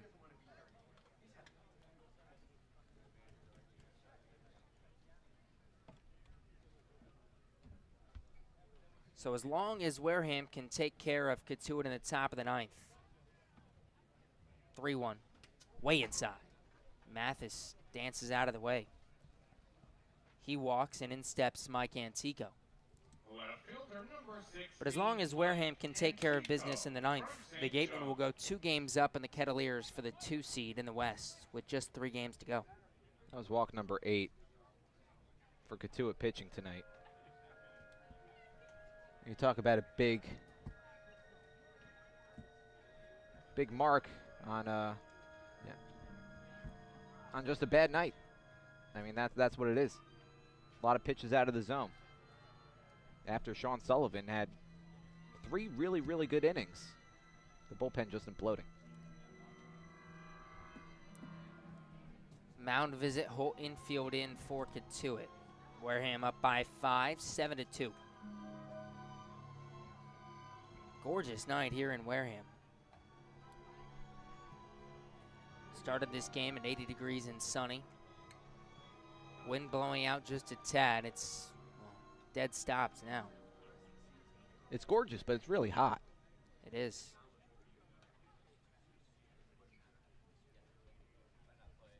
This game started about 2.5 hours ago, and it really hasn't cooled down a whole lot. Nobody out. Bottom of the 8th inning. Mathis on first. Wareham already with a run here in the 8th. Way sets and fires to Antico. Fastball high. 1-0. It just feels like Wareham has made Cotuit pitching work all night long. Pitch counts high. The 1-0. At the knees over the heart of the plate, 1-1.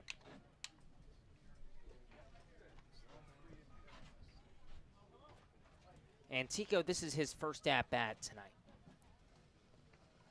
Replacing Pete Durkay. He swings through a breaking ball, 1-2. Durkay had an excellent debut for Wareham. Made a play or two out and left.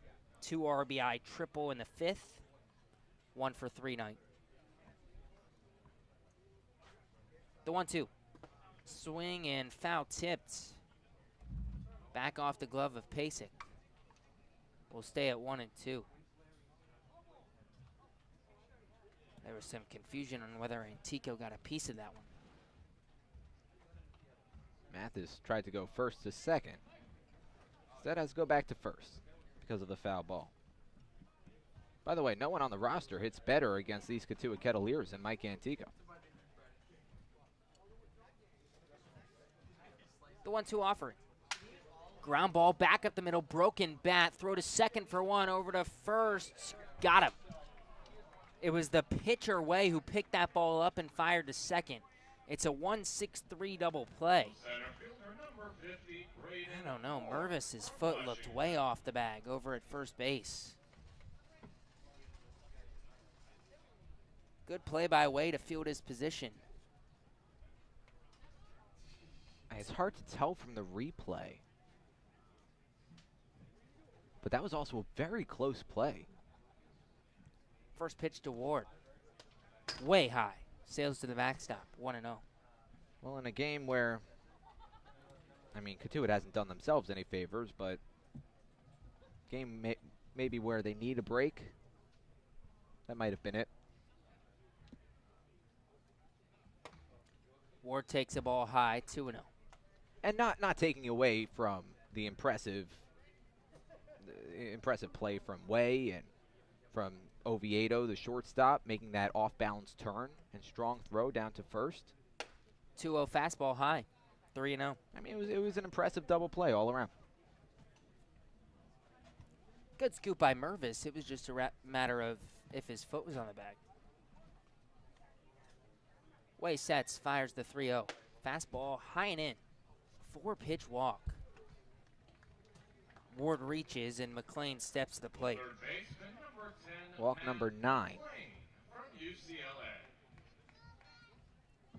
Cotuit pitching hasn't looked comfortable on the bump all night.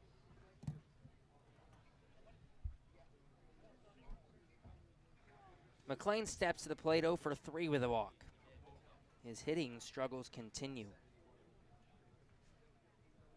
Open stance from the right side. First pitch. Swing and a miss on a breaking ball. 0-1. Way's breaking ball has been way better than his fastball.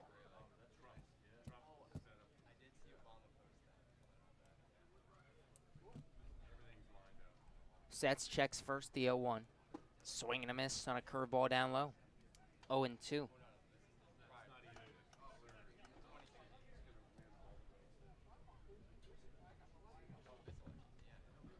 McLean struck out in the 1st and the 7th.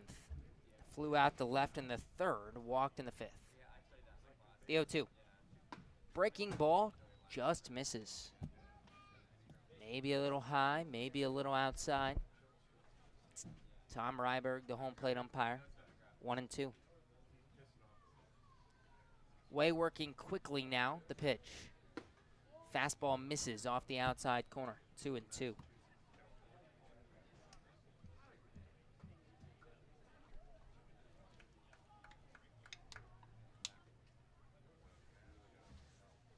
McLean awaits the 2-2. The pitch slapped foul down that first base line. We'll stay at 2-2. Credit the Wareham Gatemen for working their at-bats. And, I mean, this is a team that doesn't walk a whole lot, among the fewest walks coming into this game in the Cape Cod League. 2-2 pitch, curveball misses off the outside corner, 3-2. And, I mean, this at-bat, some of these pitches are very close. But in most of the at-bats, throughout the 9 walks, they were just all over the place. Yeah, nowhere near the strike zone. The payoff pitch from Way. Runner going, pitch slapped foul on the first base line. We'll stay full. And I'd be curious to see, because despite 2 games against Hyannis over the weekend, this team is still, I'd say, in an offensive funk. And I'd be curious to see if a game where they walk 9 times, don't hit a whole lot, is going to reverse that. 3-2 lofted to second. Gonzalez picks it out. No, it didn't hit the dirt. He just catches it on the fly near his ankles. And that'll end the 8th. A run on 1 hit, 1 left to board for the Gatemen. 3 outs away from a victory, up 7-2. We'll be right back on GBN. The 99 Restaurant is a proud sponsor of the Cape Cod Baseball League. Visit them in Centerville, Falmouth, Mashpee, Wareham, or Yarmouth this summer and try some local flavor from the winner of the Cape Times Best Restaurant for Takeout. The 99, always the real deal. After the game, visit El Mariachi on Main Street for the best Mexican food in Wareham. The cantina provides a delicious late-night snack accompanied by fun cocktails. The law firm of Lang, Exafaris & Bullard, providing families and businesses in the greater New Bedford community with legal services for 40 years. We look forward to serving you. For an appointment, call 508-992-1270. We invite you to learn more about the law firm of Lang, Exafaris & Bullard by visiting our website, lxblaw.com. Legacy Insurance Agency at 213 Main Street here in Wareham can offer you coverage for all your insurance needs. We have the bundle discounts, the accident forgiveness, the vanishing deductible, no loss, etc. But unlike those gimmick companies, we can quote you multiple carriers. So forget the lizard and price tool and come talk to a professional. We'll help you find what's right for you.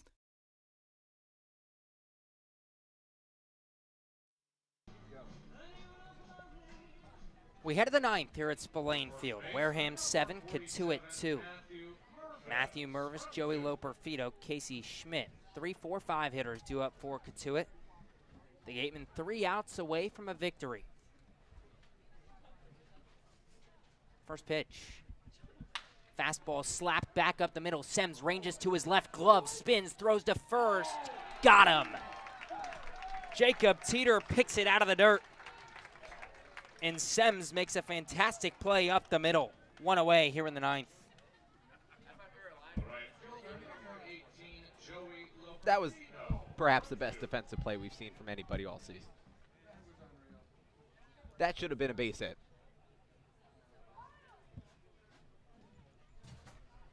One down in the 9th. First pitch from Joey Loper-Fido. Chopped right side. Will it stay fair? It will. Teeter scoops it up, steps on the bag, 2 away. I mean, Benjamin Sems, that was hit hard up the middle. He was already shading that way a little bit, but sprints to his left, gloves, twirls, and throws. Saves a hit, and now Wareham 1 out away from being 2 games up on the Cotuit Kettleers for 2nd place in the West.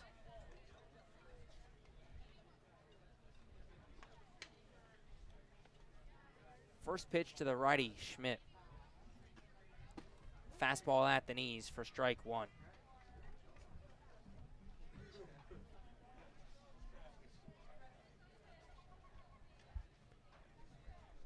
A long look in.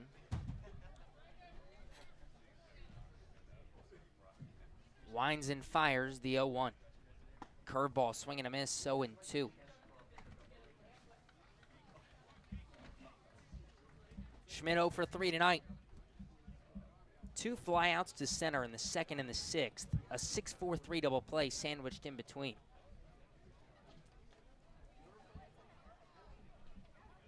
Fought a strike away from a win. The 0-2. Popped up found on the first base line.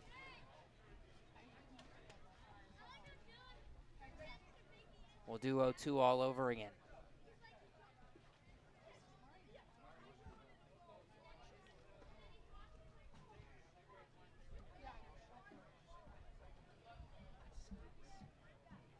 Winds and deals. Fastball outside corner, strike 3. Game over. Wareham 7, Cotuit 2, your final score. And the Gatemen, with just 3 games left in the regular season, are now up 2 games on the Cotuit Kettleers for the 2 seed. Well, this was billed as a game with a lot on the line. A game where you have two teams jostling for the same position, home field position, second place in the Western Division.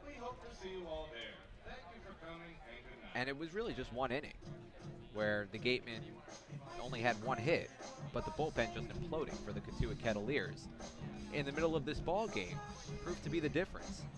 The Gatemen were shut down for half this game, but credit to them for their resiliency and their patience at the plate.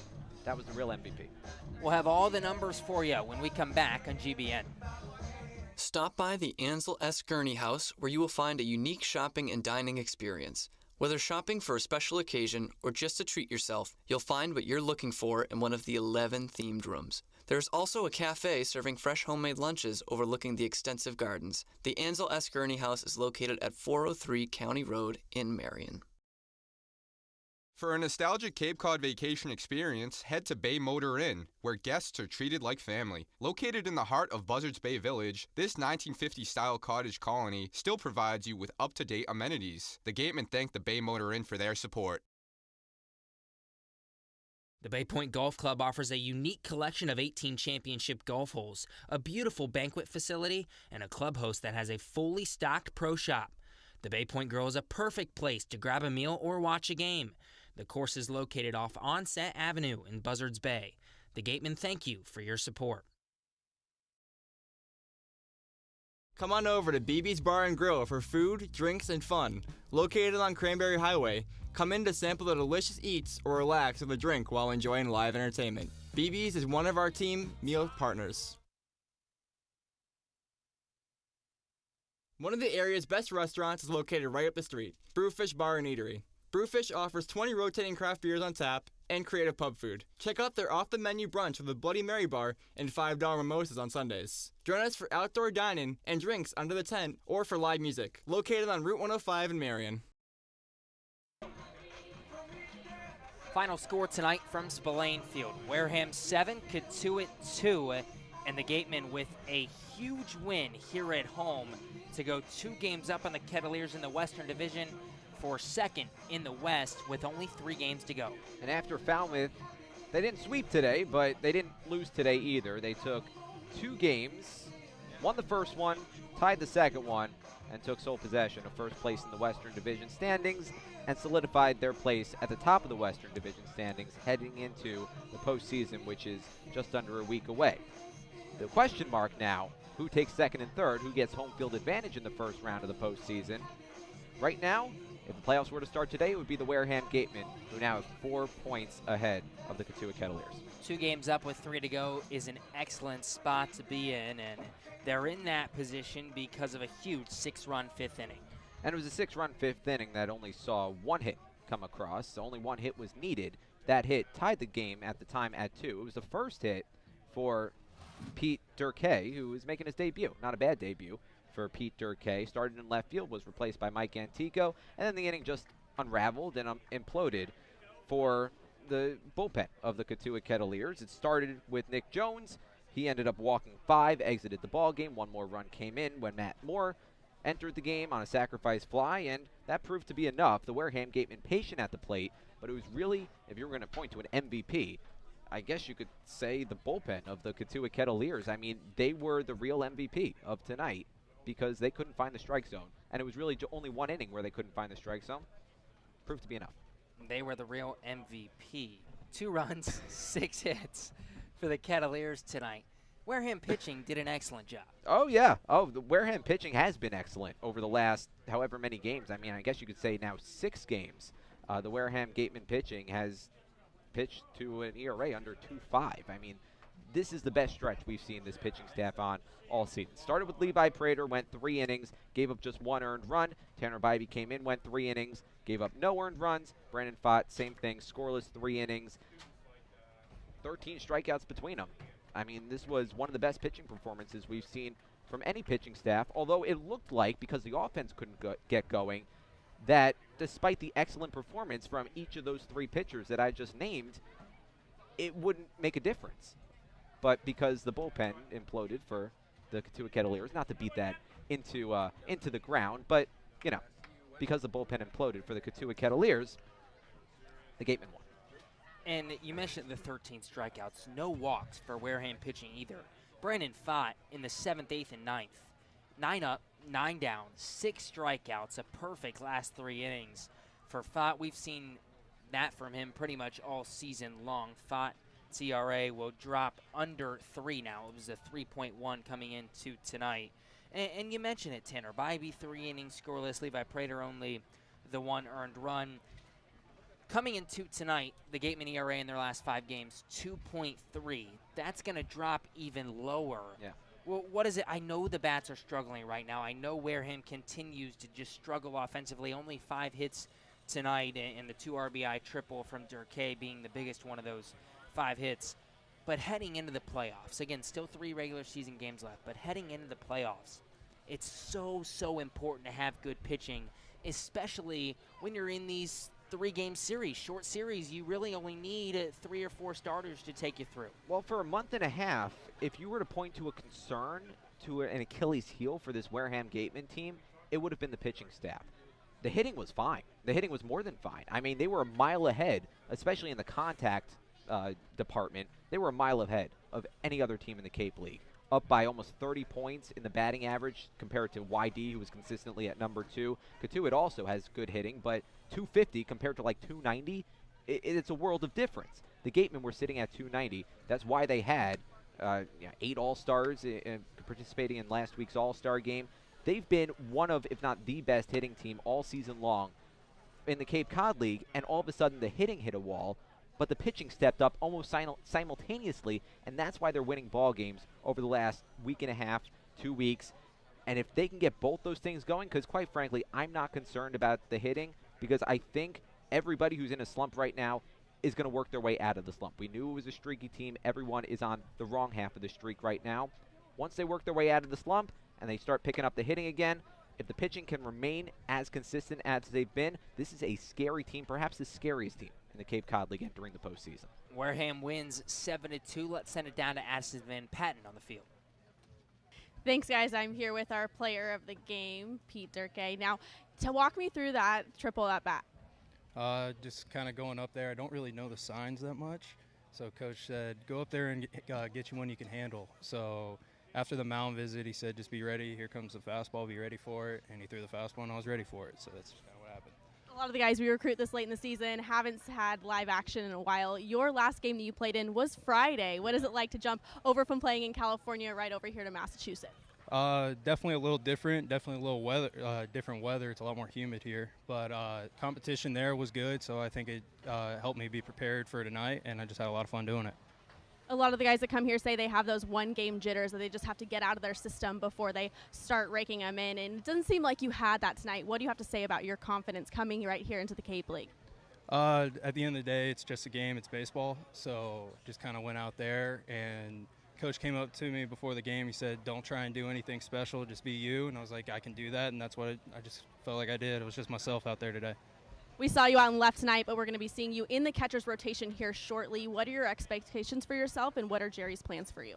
I mean, like you said, left field and then catching. I'm perfectly capable of doing both. I've played a lot of positions over my time of being a baseball player, so just kind of go out there and just have fun like I've been saying. So that's what I'm going to do. The West Division is pretty much solidified. We're going to be playing the same Cotuit team in the first round of the playoffs. We don't know whether it's going to be here or there yet. What do you have to say about facing that same team again and hopefully repeating tonight? I mean, like you said, hopefully repeat tonight, but we just got to go out there and play like we can, and everything will work out the way it's supposed to. So. All right, thank you very much for talking with me and sending it back to you guys. Thanks, Addison. That was Pete Durkee. 2 RBI triple in the 5th inning, and he talked about it, the move from California. Here he's been playing ball all summer, so it's not like he's been sitting around for a couple of months. He steps right in, and hopefully, you know, he's a good addition to this Gateman team down the stretch. Seems like it. I mean, he played left field tonight, but he's been mostly a catcher over the course of his career, a little bit of first base as well. No one's taken the first base job away from Jacob Teeter, or at least no one has stepped in all season. But before Durkee came in, the Gatemen only had 2 catchers. It was Adrian Del Castillo and Dallas Beaver, so perhaps he'll be a third man in that rotation. We'll see moving forward. Your happy final one more time. Gatemen 7, Kettleers 2. Final lines tonight, Kettleers 2 runs, 6 hits, 1 error, 3 left on base, all 3 in scoring position. They just couldn't get a hit down the stretch. The Gatemen 7 runs, 5 hits, 2 errors, 7 left on base. Tanner Bybee picks up the win for Wareham. He goes to 3-1. Nick Jones takes the loss in his debut. He goes to 0-1 on the year in a game that lasted 2 hours and 45 minutes. We've got an afternoon start tomorrow. 2 o'clock first pitch in Bourne against the Braves. We'll be on the air at 1:30. Join us in the afternoon from Bourne. It should be a good one. Bourne's also clinched a playoff spot in the Western Division.